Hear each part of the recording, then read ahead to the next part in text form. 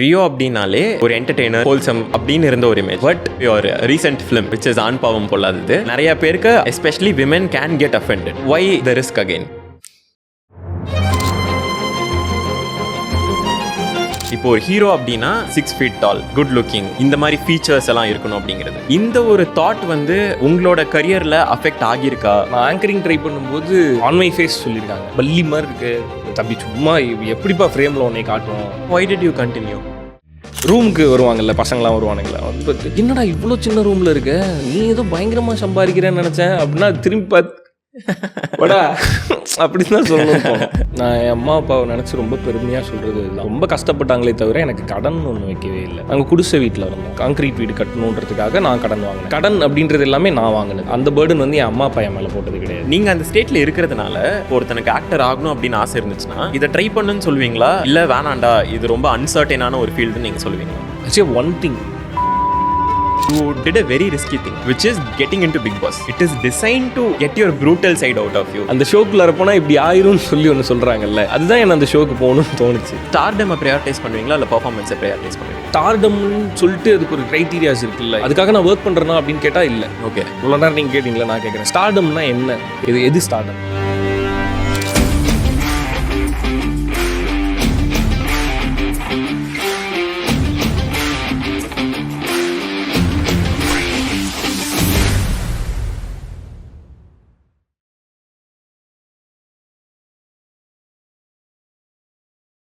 So first of all, thank you so much for coming to the show.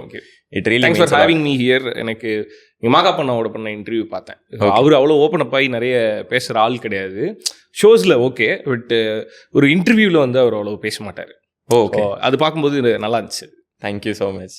And உங்களோட next few மினிட்ஸை நான் waste பண்ணக்கூடாது அப்படின்னு நினைக்கிறதுனால நான் ஜென்ரலாக கேட்ட கொஸ்டின்ஸ் எதுவுமே கேட்டு நான் உங்களை போர் அடிக்கவோ எதுவுமே பண்ண மாட்டேன். தேங்க்யூ. ஸோ நான் ஃபர்ஸ்ட்டாக ஒரு டிஃப்ரெண்ட்டான ஒரு கொஸ்டின் நான் கேட்கணும்னு நினச்சிட்டு இருந்தேன். I am not sure if you have thought about it, but நீங்கள் ஒரு இன்டர்வியூவில் என்ன சொல்லியிருந்தீங்கன்னா, you use to work in Royal Enfield. என்ன ரோலில் ஒர்க் பண்ணிட்டு இருந்தீங்க அந்த டைமில்? அங்கே ஜாயின் பண்ணது சிஸ்டம் அட்மினாக ஜாயின் பண்ணேன். அங்கேருந்து ரிலீவ் ஆகும்போது I was service manager. Okay, service manager, which means you service அட்வைசராக ஜாயின் பண்ணேன். அப்புறம் கஸ்டமர் ரிலேஷன்ஷிப் மேனேஜராக இருந்தேன். தென் சர்வீஸ் மேனேஜராக தான் ரிலீவ் ஆனேன். பர்ஃபெக்ட். அப்போ அவங்க ரோலில் வந்து நீங்கள் கஸ்டமர்ஸ் கிட்ட பேசுறதுக்கான ஆப்பர்ச்சுனிட்டிஸ் மேஜராக இருந்திருக்கும். ஓகே, என் கொஸ்டின் என்னன்னா, இப்போ வந்து நான் காலேஜ் முடிச்சு ஒரு 2 வருஷம் ஆச்சு, ஸ்கூல் முடிச்சு, you can do the math. எனக்கு அப்பப்போ என்ன தோணுன்னா, இப்போ நமக்கு கிடைக்கிற லைஃப் எக்ஸ்பீரியன்ஸஸ் இல்லை கற்றுக்கிற விஷயங்கள்லாம் வச்சுட்டு இப்போ மட்டும் நான் ஸ்கூல் போயிருந்தேன்னா பயங்கரமாக நான் படிச்சிருப்பேனே, இல்லை பயங்கரமாக நிறையா கற்றுக்கிட்டு இருந்திருப்பேனே அப்படிங்கிற அந்த தாட்லாம் வரும். இதே மாதிரி உங்களுக்கு சினிமா இண்டஸ்ட்ரியில் இல்லை இந்த ஆங்கரிங்கில் அப்படின்னு நிறைய லைஃப் எக்ஸ்பீரியன்ஸஸ் அக்யூமுலேட் பண்ணியிருப்பீங்க. அப்போ உங்ககிட்ட அப்போ இருந்த ரியோக்கும் இப்போ இருக்கிற ரியோக்குமே மேஜர் டிஃபரன்ஸ் இருந்திருக்கும். ஸோ லெட்ஸே நீங்கள் இப்போ இருக்கிற லைஃப் எக்ஸ்பீரியன்ஸஸ் வச்சு உங்களை அகெயின் அந்த ராயல் என்ஃபீல்டு ஷோரூமில் விட்டாங்கன்னா, how do you think your work will be different? How different you will be ஆப்ரேட்டிங்னு நினைக்கிறீங்க? ஓகே, வித்தவுட் ஃபேம், என்ன இந்த ஃபேம் அதெல்லாம் இல்லாமல் இப்போ என்னோட ஒர்க் இதுலேருந்து எக்ஸ்பீரியன்ஸ் வச்சு திரும்ப நான் மேனேஜராக போனேன் அப்படின்னா, மேபி என்னோட ஸ்டாஃப்ஸ் கிட்ட, ஐ மீன் அங்கே இருந்த ஸ்டாஃப்ஸ் கிட்ட மேபி நான் இன்னும் பொலைட்டாக இன்னும் ஃப்ரெண்ட்லியாக இருந்திருப்பேன். ஏன் அப்படி சொல்கிறீங்க? நான் மேனேஜரில், ஸோ நான் கஸ்டமர் ஹேண்டில் பண்ணுற இடத்துல இருக்கேன். ஸோ எனக்கு கஸ்டமரோட சாட்டிஸ்ஃபேக்ஷன் அங்கே ரொம்ப முக்கியம். ஸோ அதனால் நான் ஸ்டாஃப்ஸ் கிட்ட கொஞ்சம் சீரியஸாக இருந்தேன். அப்போ நான் வந்து புதுசு, இண்டஸ்ட்ரிக்கு புதுசு, ப்ளஸ் நான் படித்து மேனேஜர் ஆகலை. நான் என்னோட ஒர்க் எக்ஸ்பீரியன்ஸ்னால மேனேஜர் ஆனவன். ஸோ என்னை ஈஸியாக இது பண்ணுற முடியும். ஸோ அதனால் நான் அங்கே கொஞ்சம் சீரியஸாக இருப்பேன். பட் என்னோட ஸ்டாஃப்ஸ் கிட்ட கேட்டால் அப்படி சொல்ல மாட்டாங்க, ரொம்ப ஃப்ரெண்ட்லின்னு தான் சொல்லுவானுங்க. இப்போயுமே சிலர்லாம் மீட் பண்ணுவேன், அவங்க எல்லாருமே தேங்க் பண்ணுவாங்க. அப்போ நான் ஒர்க் பண்ணதில் சில சேஞ்சஸ்லாம் நடந்தது, அதுக்கு தேங்க் பண்ணுவாங்க. அவங்க ஹாப்பியாக தான் இருப்பாங்க. பட் நான் என்ன பண்ணுவேன்னா, நிறைய ஒர்க் பர்டன் நிறைய அவங்க மேலே போட்டிருக்கேன். ப்ளஸ் நான் கொஞ்சம் கடுமையாகவும் இருந்திருக்கேன். மேபி இப்போ ஒரு எக்ஸ்பீரியன்ஸ் இருக்குல்ல, இதில் நான் திரும்ப அங்கே மேனேஜராக போனேன்னா அந்த என்விரான்மெண்ட்டில் ஹாப்பியாக இருந்தால் இன்னும் எனக்கு ப்ரொடக்டிவிட்டி ஜாஸ்தி இருக்கும்னு எனக்கு தெரியுது. ஓகே, ஸோ அந்த ரொம்ப சீரியஸாக அவங்கக்கிட்ட கொஞ்சம் ஸ்ட்ரிக்டாக இருந்தேன் இல்லையா, அதை கம்மி பண்ணியிருப்பேன். பட் ஏன் அந்த பொலைட்டாக இருக்கணுங்கிற ஒரு குவாலிட்டி உங்களுக்கு எப்படி டெவலப் ஆச்சு? ரீசெண்டாக அஜித் சார் கூட ஒரு இன்டர்வியூவில் என்ன சொல்லியிருப்பாருன்னா, நிறைய அக்காம்ப்ளிஷ்மெண்ட்ஸ் லைஃப்பில் வர இன்னேட்லி ஆரகெண்டா மாறுறதுக்கான சான்சஸ் ஜாஸ்தியா இருக்கு. ஓகே. பீப்புள் கிட்ட இருந்து எதிர்பார்ப்போம், நான் இப்படிதான் பீப்புள் நம்மளை ட்ரீட் பண்ணணும்னு எதிர்பார்ப்போம். ஸோ அந்த ஒரு இதுல பொலைட்னஸ் எப்படி உங்ககிட்ட எப்படி கத்துக்கிட்டீங்க, இல்ல why do you value politeness? Why do I value politeness அப்படின்னா, இப்போ நீங்கள் சொன்னீங்கல்ல திரும்ப ஸ்கூலுக்கு போகணும்னு நம்மளுக்கு ஆசையாக இருக்குல்ல. ஏன் ஆசையாக இருக்குது? அங்கேயும் டீச்சர் நம்மக்கிட்ட ஸ்ட்ரிக்டாக இருந்திருப்பாங்க, அங்கேயும் நம்மளை ஒரு மாதிரி அந்த கிளாஸ் ரூமில் அடைச்சி வச்சுருந்துருப்பாங்க. இத்தனை மணிக்கு சாப்பிடணும், இத்தனை மணிக்கு தான் வரணும் போகணும்னு ரொம்ப ஸ்ட்ரிக்டாக தான் இருந்தோம். ஆனால் ஏன் அங்கே போகணும்னு தோணுது? அங்கே நமக்கு ஒரு இன்னசென்ஸ் இருந்திருக்கும், அங்கே ஒரு ஹாப்பினஸ் இருந்திருக்கும். இப்போ நம்மளால் அந்த இன்னசென்ஸையும் ஹாப்பினஸையும் எடுத்துக்கவே முடியாதுல்ல. அதனால நம்மளுக்கு திரும்ப ஸ்கூலுக்கு போகணும்னு தோணுது. ஸோ என்னோட மைண்டில் எப்பயுமே என்னென்னா, என்னோட என்விரான்மெண்ட்டில் ஹாப்பினஸும் மெமரிஸும் நிறைய இருந்துகிட்டே இருக்கணும் அப்படின்னு ஆசைப்படுவேன். ஸோ என்னோட ஒர்க் என்விரான்மெண்ட்டில் இருக்க எல்லாருமே கம்ஃபர்டபுளாக இருக்கணும், இருக்க எல்லாருமே ஹாப்பியாக இருக்கணும். அப்படிங்கும்போது அங்கே திரும்ப எப்படி சொல்கிறது, அங்கே நிறைய மெமரிஸ் கிரியேட் ஆகும். அப்படி கிரியேட் ஆகும்போது அந்த வேலையும் நல்லா நடக்கும். அங்கே இருக்கவங்க எல்லாருமே ஹாப்பியாக இருந்துட்டாங்கன்னா அந்த ஒர்க்கும் ஹாப்பியாக நடக்கும். வெளில வர ப்ராடக்ட்டும் ரொம்ப ஹாப்பியான ஒரு ப்ராடக்டாக வரும். வேறு இந்த என்டர்டைன்மெண்ட் இண்டஸ்ட்ரி இல்லை. ஓகே, என்டர்டைன்மெண்ட் பண்ணுற இடத்துல இருக்கும்போது நம்ம ஹாப்பியாக இருந்தால் தான் அந்த என்டர்டைன்மெண்ட்டும் கரெக்டாக போய் சேரும். பட் ஸோ அதனால அந்த பொலைட்னஸ் என்கிட்ட இருக்கணும்னு நான் யார் கூட ஒர்க் பண்ணுறேன்றது இருக்குல்ல. ஸோ எனக்கு அந்த ஈஸியாக டிஸ்டர்ப் ஆகிடுவேன் நான். எனக்கு ஒன்றும் இல்லை, நான் ஏதாவது ரொம்ப சின்சியராக ஒர்க் பண்ணிட்டு இருக்கும்போது எனக்கு வீட்டில் இருந்து ஒரு ஃபோன் வந்து அவளோட வாய்ஸ் கொஞ்சம் மாறிடுச்சுனாவே நான் அவள் தான் முடிஞ்சேன். எக்ஸாக்ட்லி.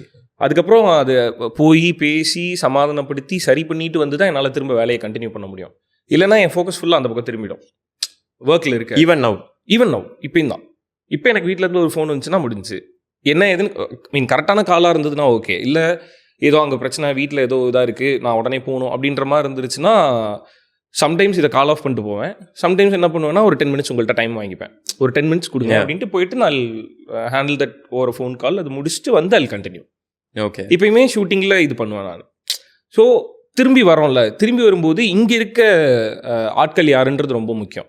வீட்டில் ஏதாவது ஒரு ஒர்க்கு, இல்லை என்னோட ஊரில் ஏதாவது பிரச்சனை ஏதாவது ஒன்று இருக்குது அப்படின்னா அதை நம்ம ஒரு 10 மினிட்ஸோ 15 மினிட்ஸோ ஹேண்டில் பண்ணிட்டு இங்கே திரும்பி வரும்போது இங்கே இருக்கவனுங்க எல்லாருமே கரெக்டாக இருந்துட்டானுங்க, ஹாப்பியாக ஒர்க் பண்ணிட்டானுங்கன்னா அந்த பிரச்சனை மறந்துடும், நம்ம இங்கே ஒர்க் பண்ண ஆரம்பிச்சிடும். ஆனால் இந்த கம்ஃபர்டபுளான க்ரூ உங்களுக்கு எப்பவுமே கிடைக்காதுல்ல, அமைச்சுக்கணுமா எல்லாம்? ஆக்சுவலி சினிமாவில் வந்து எல்லாமே கம்ஃபர்ட்டாக கொடுக்க மாட்டாங்க. அந்த கம்ஃபர்டபுளை நம்ம தான் க்ரியேட் பண்ணணும். Not only cinema, in any industry, anywhere, எங்கே நீங்கள் ஒர்க் பண்ணாலும் சரி, கம்ஃபர்டபுள்ன்றது மற்றவங்க கொடுக்குறாங்களோ இல்லையோ நீங்கள் அதை க்ரியேட் பண்ணிக்கணும். நம்ம கொடுத்தோன்னா நம்மளுக்கு கொடுப்பாங்க. ஓகே, நம்ம மற்றவங்கள ட்ரீட் பண்ணுற விதமும் நம்ம மற்றவங்களுக்கு கொடுக்குற கம்ஃபர்ட்டும் என்ன பண்ணணும்னா நம்மளுக்கு கண்டிப்பாக திரும்பி வந்துடும்.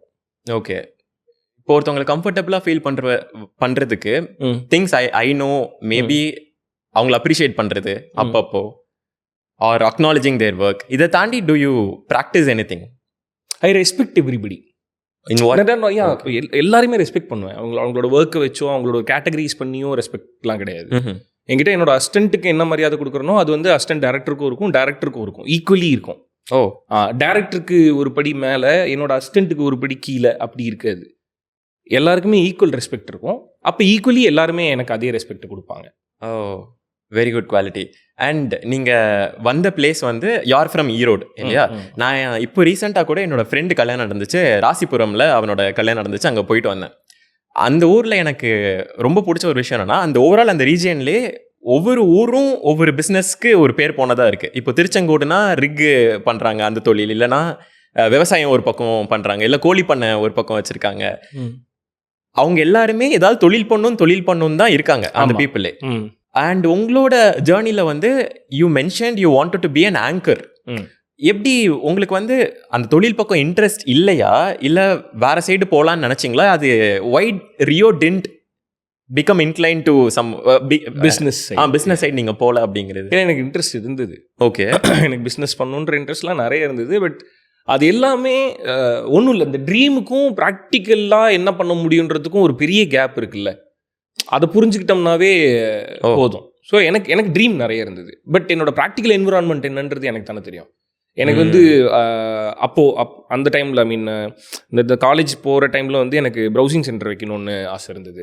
ஒரு ஹார்ட்வேர் இன்ஜினியராக ஒரு ஹார்ட்வேர் இன்ஜினியராக வந்து ஒரு கம்பெனி ஸ்டார்ட் பண்ணி சிஸ்டம் அட்மினாக ஒரு கம்பெனி ரன் பண்ணணுன்னு இருந்தது. சிஸ்டம் சைடில் ஆட்டோமொபைல் இண்டஸ்ட்ரி பண்ணணுன்னு இருந்தது. அப்புறம் காரோட டெக்கரேஷன்ஸ் இருக்குது, கார் டெக்கார் கம்பெனி ஆரம்பிக்கணும்னு இருந்தது. ஸோ இந்த மாதிரி எனக்கு நிறைய ஐடியாஸ் இருந்தது. அது எல்லாத்துக்குமே என்கிட்ட பிளானும் இருந்தது. ஓகே. பட் பண்ண முடியாதுன்றது ரியாலிட்டி இல்லை. என்னால் ஒரு கம்பெனியை ஸ்டார்ட் பண்ணுற அளவு ஒன்றும் இல்லை. இப்போ நான் ஹார்ட்வேர் இன்ஜினியர் ஆகணும், நான் ஒரு ஹார்ட்வேர் கம்பெனி இது பண்ணணும், நான் எல்லாருக்கும் சிஸ்டம் சர்வீஸ் பண்ணுற அளவுக்கு பண்ணணுன்ற ஆசை இருந்தது. எக்யூப்மெண்ட் வாங்குறது கூட காசு இல்லை. அப்போ நான் ஒரு கம்பெனியில் போய் ஒர்க் பண்ணி அதில் ஏர்ன் பண்ணி அதுக்கப்புறம் நான் டூல்ஸ் வாங்கி அதுக்கப்புறம் நான் ஒரு கம்பெனி வச்சு அதுக்கப்புறம் தான் போக முடியும். ஸோ நான் போய் ஒரு கம்பெனியில் ஜாயின் பண்ணிட்டேன். நான் அங்கே நான் தனியாக கம்பெனி ஆரம்பித்து என்ன பண்ணணும்னு நினச்சினோ அதை ஒரு கம்பெனியில் ஜாயின் பண்ணேன். அங்கே ஜாயின் பண்ணி அங்கே நான் சிஸ்டம் அட்மினாக இருந்தேன். அதுக்கப்புறம் என்னோட பர்சனல் கமிட்மெண்ட் என்ன பண்ணுச்சுன்னா என்னோட மந்த்லி இன்கம்மை என்னோட வீட்டுக்கு கொண்டு போயிட்டே இருந்தது. ஸோ நான் நினைக்கிற ட்ரீமுக்கு என்னால் போகவே முடியல. அட் சம் பாயிண்ட் எனக்கு தெரிஞ்சிருச்சு பிஸ்னஸ் ஸ்டார்ட் பண்ணுறதுக்கு நம்மளோட ஐடியாவும் நம்மளோட கான்ஃபிடென்ட்டும் மட்டும் பத்தாது, அங்கே மணியும் ஒரு மேஜர் ரோல் ப்ளே பண்ணும். அப்போ அந்த மணியை ஏர்ன் பண்ணுறதுக்கு என்ன பண்ணுறதுன்னு நான் நிறைய ஓட ஆரம்பித்தேன். ஸோ அங்கேருந்து இன்னொரு கம்பெனி போனேன், என்னோட இன்கம் வந்து இன்க்ரீஸ் பண்ணிக்கிட்டே இருந்தேன், என்னோட வீட்டு பிரச்சனையெல்லாம் சால்வ் பண்ணிக்கிட்டே இருந்தேன். பட் லேட்டர் நான் ரியலைஸ் பண்ணது என்னென்னா அது ஒரு ரேஸ். அது அந்த ரேஸ்குள்ளார நம்ம ஓடிட்டே இருக்கும்போது நம்ம ஒருத்தர் ஓவர்டேக் பண்ணுவோம், இன்னொருத்தர் நம்மளை ஓவர்டேக் பண்ணுவாங்க, நம்ம இப்படி மாறி அந்த ரேஸ்குள்ளார போயிட்டே இருப்போம். ஸோ அது ஒரு பாயிண்டில் எனக்கு வேணான்னு தோணுச்சு. ஓகே. ஸோ அதனால் அந்த பிஸ்னஸ்ன்ற ஐடியாவை அப்போதைக்கு ஸ்டாப் பண்ணி வச்சேன். பட் இப்போயுமே எனக்கு பிஸ்னஸ் பண்ணக்கூடாதுன்ற மைண்ட் செட்லாம் இல்லை. இப்போ இருக்க நாலேஜுக்கும் இப்போ இருக்க மைண்ட் செட்டுக்கும் எனக்கு வேற ஒரு பிஸ்னஸ் தோணுது, அது பண்ணுவேன். ஓகே. அது பண்ணுறதுக்கு இப்போ எனஃப் ஆஃப் மணி ஏர்ன் பண்ணிட்டு இருக்கேன். ஸோ அதை வச்சு அதை பண்ணிடுவேன். ஓகே. ஸோ அப்போ ஈரோடு வந்து உங்களையும் விட்டு வைக்கல. கண்டிப்பாக நீங்கள் சொன்னது கரெக்டு தான். அங்கே இருக்க எல்லாருக்குமே பிஸ்னஸ் மேன் ஆகணும் அப்படின்றதான் மைண்ட் செட்டாக இருக்கும். அங்கே நிறைய பேர் மோஸ்ட்டாக என்னோட சர்க்கிளில் நான் பார்த்தது வச்சு சொல்கிறேன், அந்த வேலை பார்க்கணுன்ற மைண்ட் செட்டே இருக்காது நிறைய பேர். என்னோட ஃப்ரெண்ட்ஸ்க்கு சொல்கிறேன் நான். நான் அதை ஜென்ரலைஸ் பண்ணல, நான் ஸ்டீரியோவும் பண்ணல, நான் பார்த்த வரையும் சொல்கிறேன். ஓகே. இப்போ இதில் நீங்கள் ஒரு பாயிண்ட் டச் பண்ணீங்க, ப்ராக்டிகாலிட்டி அப்படிங்கிற ஒரு விஷயம். இதில் இன்னொன்று என்ன கேட்கணும்னு நினச்சிருந்தேன்னா, நீங்கள் இதில் அதுக்கப்புறம் செட் பண்ண கோலுமே ஆங்கர் ஆகணும் அப்படிங்கிற ஒரு உங்களுக்கு ஒரு ஆசை இருந்துச்சு.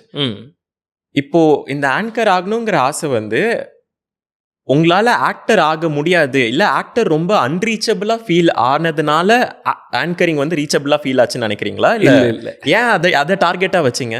ஆங்கரிங் அப்படிங்கிறது இப்போ நான் என்ன கேட்குறேன்னா, இப்போ செல்ஃப் ஹேண்டிகேப்பிங்னு ஒரு கான்செப்ட் சொல்லுவாங்க. என்னன்னா, நீங்க போட்ட வீடியோ பார்த்தேன்.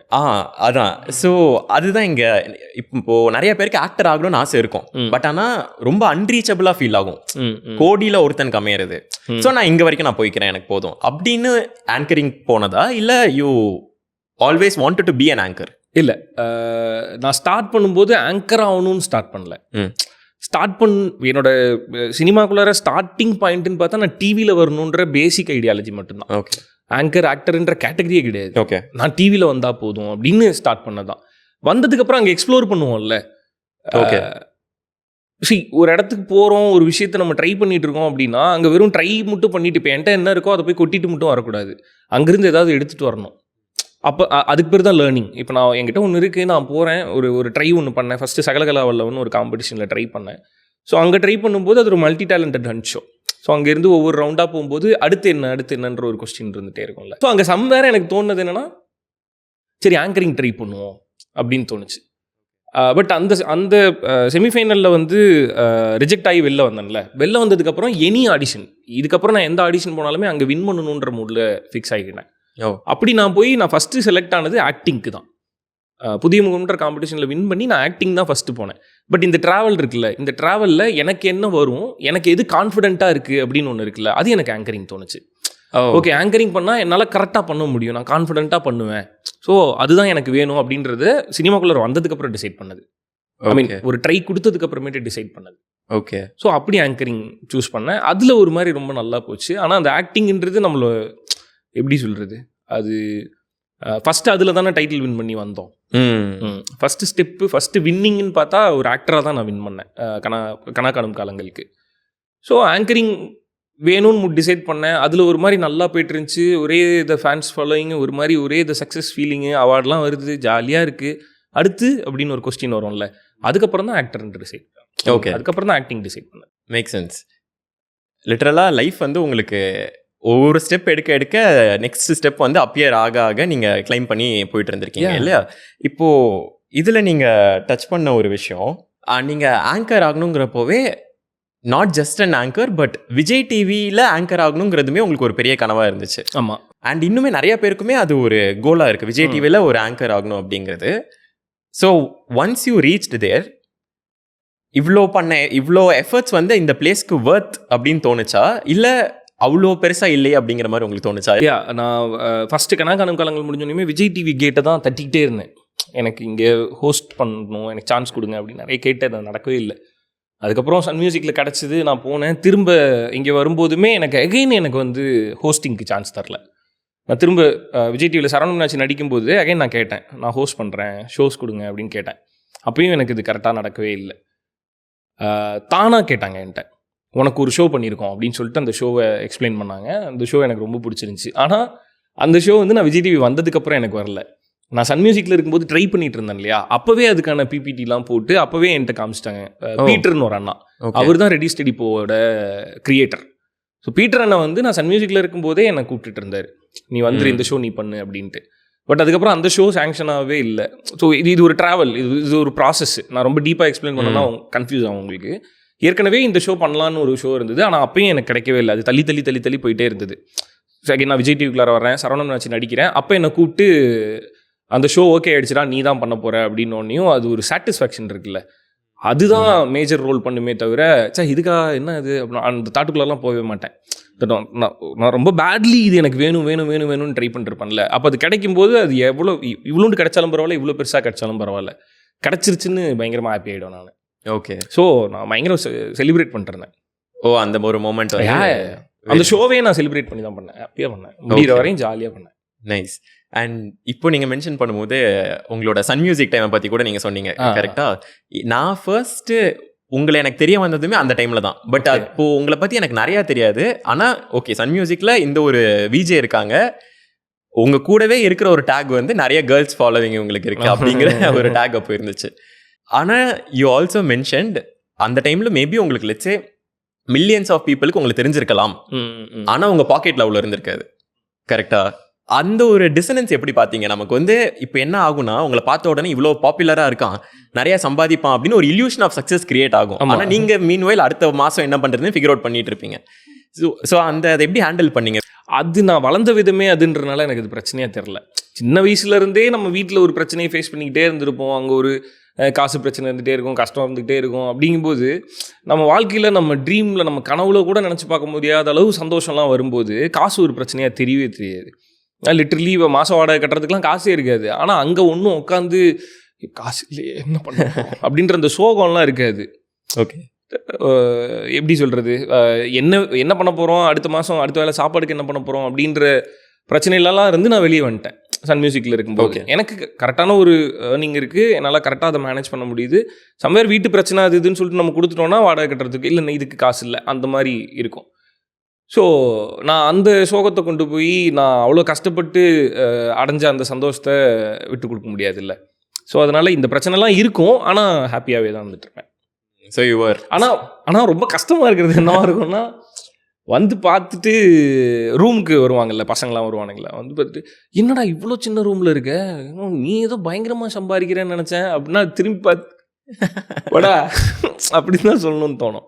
அந்த ரூமில் 15 பேர் படுத்திருப்போம். 15 பேர், ஒரு 10 ரூம் தான் இருக்கும், ஒரு 15 பேர் 12 பேர் படுத்திருப்போம். மீன்வெல் நீ இது அந்த பாப்புலராக இருந்த டைமில் கூட நான் சொல்கிறது சன் மியூசிக்கோட பீக்கில் இருந்தேன்ல, சொல்லுது நான் சன் மியூசிக்கில் ஜாயின் பண்ணி 1 இயர் கழிச்சுன்னு வச்சுக்கலாம்னு வச்சுக்கோங்களேன். என் கல்யாணத்துக்கு முன்னாடி வரையுமே ஆக்சுவலி பேச்சுலர் ரூமில் ஒரு 10 ரூம் அந்த மாதிரி தான் இருந்திருந்தேன். ஓகே.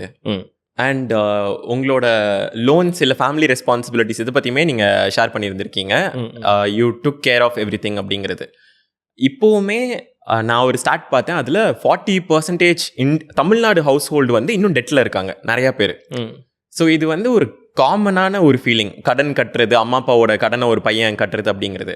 உங்களுக்கு எந்த பாயிண்ட்ல அந்த பிரேக் த்ரூ ஆச்சு? மாதம் நம்ம பண்ணி அந்த கடனை அடைக்கிற ஒரு ஃபீலிங் அது எப்போ ஆச்சு? அண்ட் அந்த ஃபீலிங் எப்படி இருந்துச்சு? ஏன்னா வந்து நிறைய பேருக்கு சக்ஸஸை தாண்டி கடன் அடைக்கிறது தான் டாஸ்காகவே இருக்கும். ஸோ அது எப்படி இருந்துச்சு உங்களுக்கு? நான் என் அம்மா அப்பாவை நினச்சி ரொம்ப பெருமையாக சொல்கிறது இதுதான், ரொம்ப கஷ்டப்பட்டாங்களே தவிர எனக்கு கடன் ஒன்று வைக்கவே இல்லை. ஓகே, எனக்கு கடனே கிடையாது. நான் வேலைக்கு போக ஆரம்பித்ததுக்கு அப்புறமேட்டு வாங்கின கடன்லாம் நான் வாங்கினது. நாங்கள் குடிசை வீட்டில் இருந்தோம். ஸோ கொஞ்சம் கான்க்ரீட் வீடு கட்டணுன்றதுக்காக நான் கடன் வாங்கினேன். ஸோ நான் தான் வீடு கட்டினேன். அந்த மாதிரி கடன் அப்படின்றது எல்லாமே நான் வாங்கினது. ஸோ அந்த பேர்டன் வந்து என் அம்மா அப்பா என் மேலே போட்டு கிடையாது. ஸோ அதனால் அந்த பேர்டன் இல்லாமல் தான் இருந்தேன். பட் வாங்கின கடன்லாம் நான் வாங்கினேன், அதெல்லாம் அடைக்கிறது எனக்கு கொஞ்சம் ஸ்ட்ரகிளாக தான் இருந்தது. இப்போயுமே இப்போ என்ன இஎம்ஐன்னு ஸ்டைலாக சொல்லிக்கிறோம், அது என்னது கடன் தானே அது. இப்போயுமே எனக்கு இருக்குது, இஎம்ஐ இருந்துட்டு தான் இருக்குது. ஓகே, பட் ஆனால் இன்னுமே வந்து ரியோ நான் மணிக்காக நான் ஒர்க் பண்ண வேணாம் அப்படிங்கிற ஒரு ஸ்டேஜ் வந்து ஒரு மீடியா பர்சனுக்கு எப்போ வரும்னு நினைக்கிறீங்க ஜென்ரலாக? எனக்கு இந்த கொஸ்டினுக்கு ராங் பர்சன் நான். அப்படியா? ஆமாம், மணி ஒரு மேட்ரு கிடையாதுன்னு நான் ஃப்ரம் த பிகினிங்கே டிசைட் பண்ணிட்டேன், தெரிஞ்சிருச்சு எனக்கு. அதனால அது எப்படி எவால்வ் ஆகி எப்படி அந்த மனநிலைக்கு போகிறாங்கலாம் எனக்கு தெரியாது.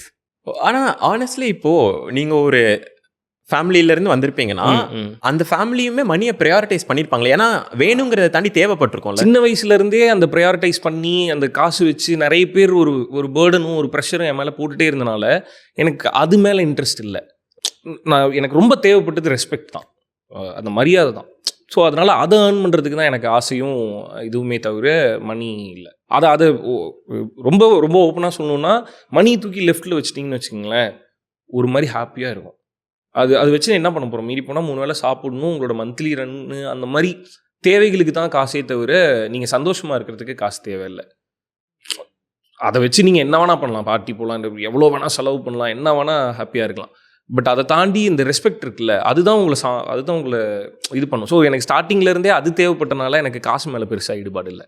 ஓகே, நீங்கள் ரெஸ்பெக்டை வந்து ரொம்பவே ப்ரையாரிட்டைஸ் பண்ணுறீங்கிறது எனக்கு தெரியுது. எங்கேருந்து அது ஸ்டெம் ஆகுதுன்னு நினைக்கிறீங்க? என்னோட அப்பா வந்து ஒரு பெரிய பிஸ்னஸ் மேனாக இருந்தார். ஒரு சின்ன ஆக்சிடெண்ட்டில் அவர் வந்து கம்ப்ளீட்டாக எல்லாம் போயிடுச்சு. அதுக்கப்புறம் அவர் டிரைவராக இருந்தார்.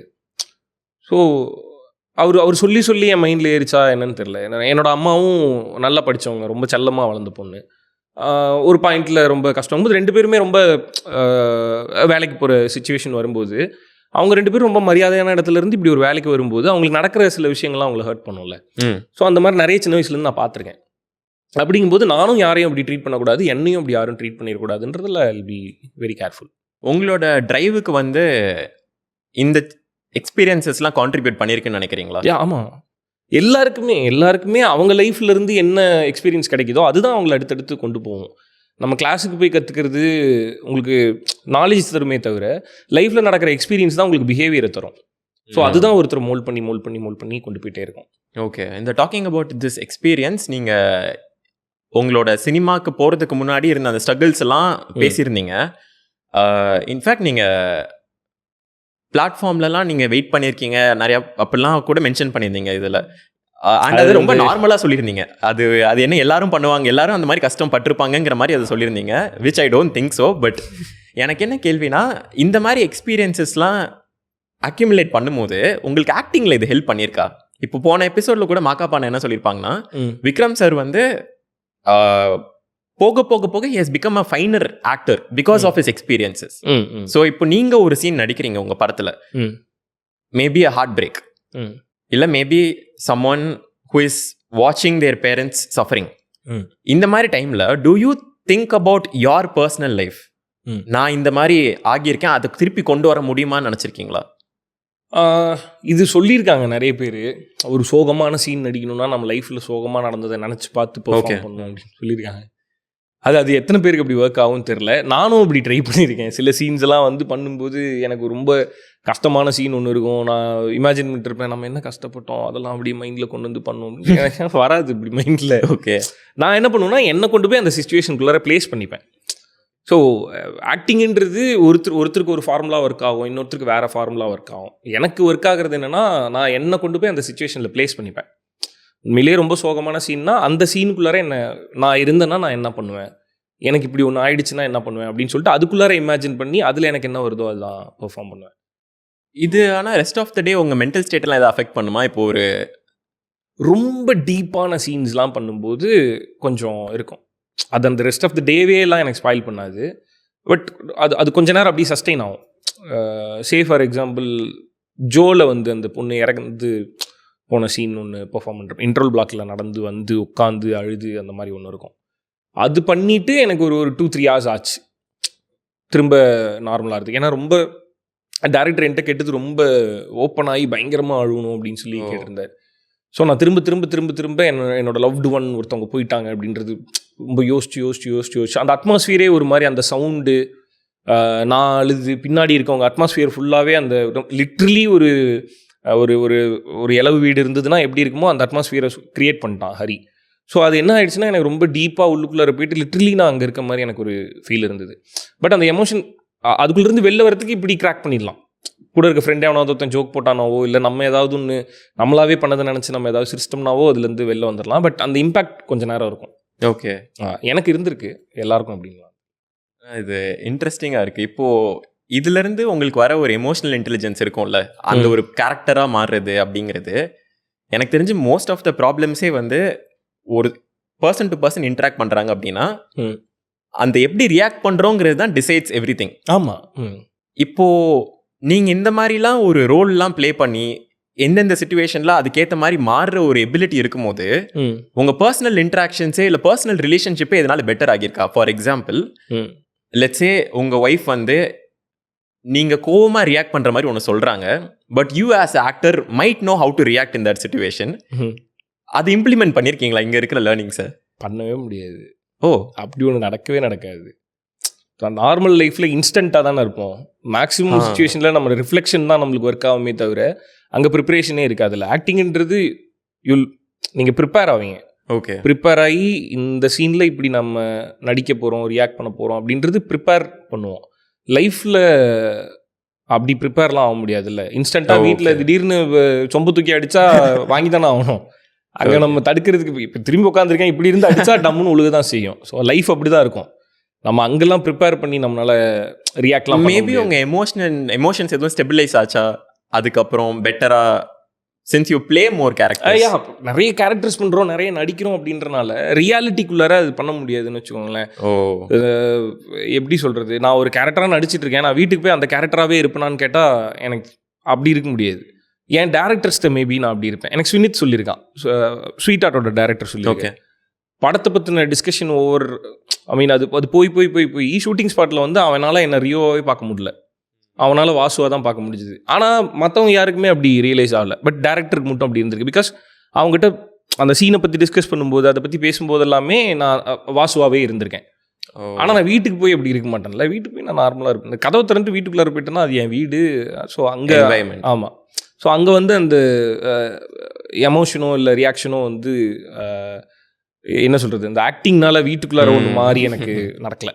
ஓகே, இப்போது டாக்கிங் அபவுட் மூவி இண்டஸ்ட்ரி, நான் ஃபர்ஸ்ட் கேட்ட கேள்வி தான். அந்த சினிமாங்கிறது இன்னுமே நிறைய பேருக்கு அன்ரீச்சபிளாக ஃபீல் ஆகும். இப்போது நீங்கள் அந்த ஸ்டேட்டில் இருக்கிறதுனால would you still say the same? இப்போ ஒருத்தனுக்கு ஆக்டர் ஆகணும் அப்படின்னு ஆசை இருந்துச்சுன்னா அவனுக்கு இதை ட்ரை பண்ணுன்னு சொல்லுவீங்களா, இல்லை வேணாண்டா இது ரொம்ப அன்சர்டனான ஒரு ஃபீல்டுன்னு நீங்கள் சொல்லுவீங்களா? ஆக்சுவலி ஒன் திங், இது வந்து ஒரு ட்ரீம், இது வந்து ஒரு ட்ரீம் வேர்ல்டு. இதுக்குள்ளார நீங்கள் என்ன வேலை பார்க்க முடியுன்றதை நீங்கள் டிசைட் பண்ண முடியாது, மற்றவங்க டிசைட் பண்ணுவாங்க. ஸோ சினிமான்ற கெரியர் வந்து நம்ம கையில் இல்லை, இன்னொருத்தரோட கையில் இருக்குது. ஸோ டேரக்டராக இருக்கலாம், ப்ரொடியூசராக இருக்கலாம், யாராக வேணா இருக்கலாம். ஸோ அங்கே வந்து நம்மளுக்கு ஒரு பிளாட்ஃபார்ம் கிடச்சி நமக்கு ஒரு பொசிஷன் ப்ராப்பராக கிடைக்கிற வரையுமே நீ படித்து ஒரு வேலையை சூஸ் பண்ணி ஒரு வேலைக்கு போயிட்டுருக்க அப்படின்னா அதை கண்டினியூ பண்ணுன்னு தான் நான் சொல்லுவேன். ஓகே, நான் பண்ணதே நான் எக்ஸாம்பிளாக சொல்கிறேன். எனக்கு நான் அந்த டைட்டில் வின் பண்ணி கனகாணும் காலங்கள் நடிக்கிற வரையும் நான் ராயல் என்ஃபீல்டில் ஒர்க் பண்ணுறேன். எனக்கு நான் போய் ஆடிஷனில் செலக்ட் ஆகி டைட்டில் வின் பண்ணி ஒரு எபிசோட் ரிலீஸ் ஆனதுக்கு அப்புறமேட்டு தான் நான் என் வேலையை விட்டேன். அதுக்கான நம்பிக்கை எப்படி வந்துச்சு அந்த பாயிண்ட்ல? அப்பயும் நான் வேலையை விட்டுருக்க மாட்டேன். என்னோட எம்டி சொன்னார், நீ நடிக்கிற, ஸோ அதனால லீவ் போட்டு ஒரு மேனேஜர் வந்து மாதத்தில் 4 நாள் 5 நாள் லீவ் போட்டுட்டு இருந்தால் நல்லா இருக்காது. ஸோ நீ இப்போது ட்ரை பண்ணு, உனக்கு எவ்வளோ கஷ்டம் ஏதாவது நடுவில் பிரச்சனைனா கூட சொல்லு, நான் உனக்கு ஹெல்ப் பண்ணுறேன். பட் ஒர்க் பண்ண வேணாம், நீ போய் சினிமாவே கண்டினியூ பண்ணு. ஆனால் எங்கேயாவது உனக்கு அது வேணான்னு தோணிருச்சுன்னா, நீ திரும்ப வேலைக்கு போகணுன்னு தோணுனா நீ இந்த ஆஃபீஸ் தான் வரணும் அப்படின்னு சொன்னார். அப்படி தான் அந்த வேலையை விட்டேன். அதுவரையும் நான் வேலையை விடல. சினிமாவில் ட்ரை ஆமாம். ஸோ நான் சினிமாவில் ட்ரை பண்ணுறவங்களுக்கும் அதை தான் சஜஸ்ட் பண்ணுவேன், அதை தான் சொல்லுவேன். அந்த சினிமாவில் ஒரு ப்ராப்பரான ஒரு சான்ஸ் கிடச்சி ஒரு கரெக்டான இடத்துக்கு போகிற வரையுமே ஏதாவது ஒரு ஒர்க்கும் ஏதாவது ஒரு ஏர்னிங்கும் இருந்துகிட்டே இருக்கணும். இங்கே யார் இங்கே எல்லாருமே மாத சம்பளத்தை நம்பி, அந்த மாத சம்பளத்தை நம்புகிற குடும்பத்தை வச்சுக்கிட்டு இருக்க பசங்க தான் நிறைய பேர் இருக்காங்க மோஸ்ட்டாக. ஸோ அப்படிங்கும்போது சினிமான்ற அந்த கனவுக்குள்ளார வரும்போது நிறைய சக்ஸஸை பார்த்து தான் உள்ளுக்குள்ளார வருவோம். ஆமாம், அந்த சக்ஸஸ்க்கு பின்னாடி இருக்க ஸ்ட்ரகிளை நம்ம போய் பார்த்துக்கவே மாட்டோம். அந்த ஸ்ட்ரகிளை நம்ம ஃபேஸ் பண்ணுவோம், ஓகே, நம்ம குடும்பம் ஃபேஸ் பண்ணுவோமான்ற ரியாலிட்டி இருக்குல்ல, அது இங்கே நிறைய பேருக்கு புரியறதில்ல. ஸோ ட்ரை பண்ணலாம், நீங்கள் கேட்ட மாதிரி ட்ரை பண்ணுறவங்களுக்கு என்னோட அட்வைஸாக என்ன இருக்குன்னா, நீ ட்ரை பண்ணு, தப்பே கிடையாது. ஆனால் ட்ரை பண்ணும்போது நீ வெளியில் என்ன பண்ணிட்டு இருக்கன்றது ரொம்ப முக்கியம். ஓகே. இதில் ஆனஸ்ட்டாக ஒரு விஷயம் என்ன சொன்னீங்கன்னா, மற்றவங்கள டிபெண்ட் பண்ணியுமே இதில் நம்மளோட சர்வைவல் அண்ட் சக்ஸஸ் எல்லாமே இருக்கு இல்லையா? 100%. இதில் உங்கள் ஜேர்னியில் வந்து Sivakarthikeyan produced one of your films. Yuvan Shankar Raja also gave you another opportunity. You somehow made people believe in you. அதுவே ஒரு பெரிய skill. So I don't think இது வந்து தானா அவங்க பார்த்து நடந்ததை தாண்டி உங்க சைட்ல இருந்தும் இந்த பிலீஃப் கொண்டு வரதுக்கு you as a person also would have put in some efforts இல்லையா? ஆமா. ஸோ அதை பத்தி சொல்ல முடியுமா? ஜென்ரலி இதை பத்தி மட்டும் கூட அட்ரஸ் பண்ண வேணாம், பட் ஓவராலா if someone has to believe in me, நான் எந்த மாதிரி ஒரு பர்சனா இருக்கணும்னு நீங்க நினைக்கிறீங்க? ஓகே, இப்போ அவங்களோட பிலீவ் எப்படி வருது அப்படின்னு கேட்டால் நம்ம பண்ணுற ஒர்க்கில் இருந்து தான். இப்போ எஸ்கேனை வந்து சன் மியூசிக்லேருந்து பார்த்துட்டு இருந்தார். ஸோ எங்களுக்குள்ளார ஒரு நல்ல ஃப்ரெண்ட்ஷிப் க்ரியேட் ஆச்சு. அவர் கரெக்டாக டெலிவிஷன்லேருந்து யாரையாவது ப்ரொடியூஸ் பண்ணணும், யூடியூப்லேருந்து யாரையாவது ப்ரொடியூஸ் பண்ணணும் அப்படின்ட்டு அவருக்கு ஒரு தாட் க்ரியேட் ஆகுது இல்லை? அந்த தாட்குள்ளார நம்ம இருக்கிறதுக்கு என்ன பண்ணணும்னா நம்ம ஒர்க் பண்ணணும். இப்போ நான் கீப்பான் நான் அதை என்னோட வேலையை கரெக்டாக பண்ணிகிட்டு இருக்கும்போது அவங்க அடுத்து ஒன்று பண்ணணும் போது நம்ம வந்து அவங்களோட சாய்ஸாக ஆட்டோமேட்டிக்காக மாறுறோம்.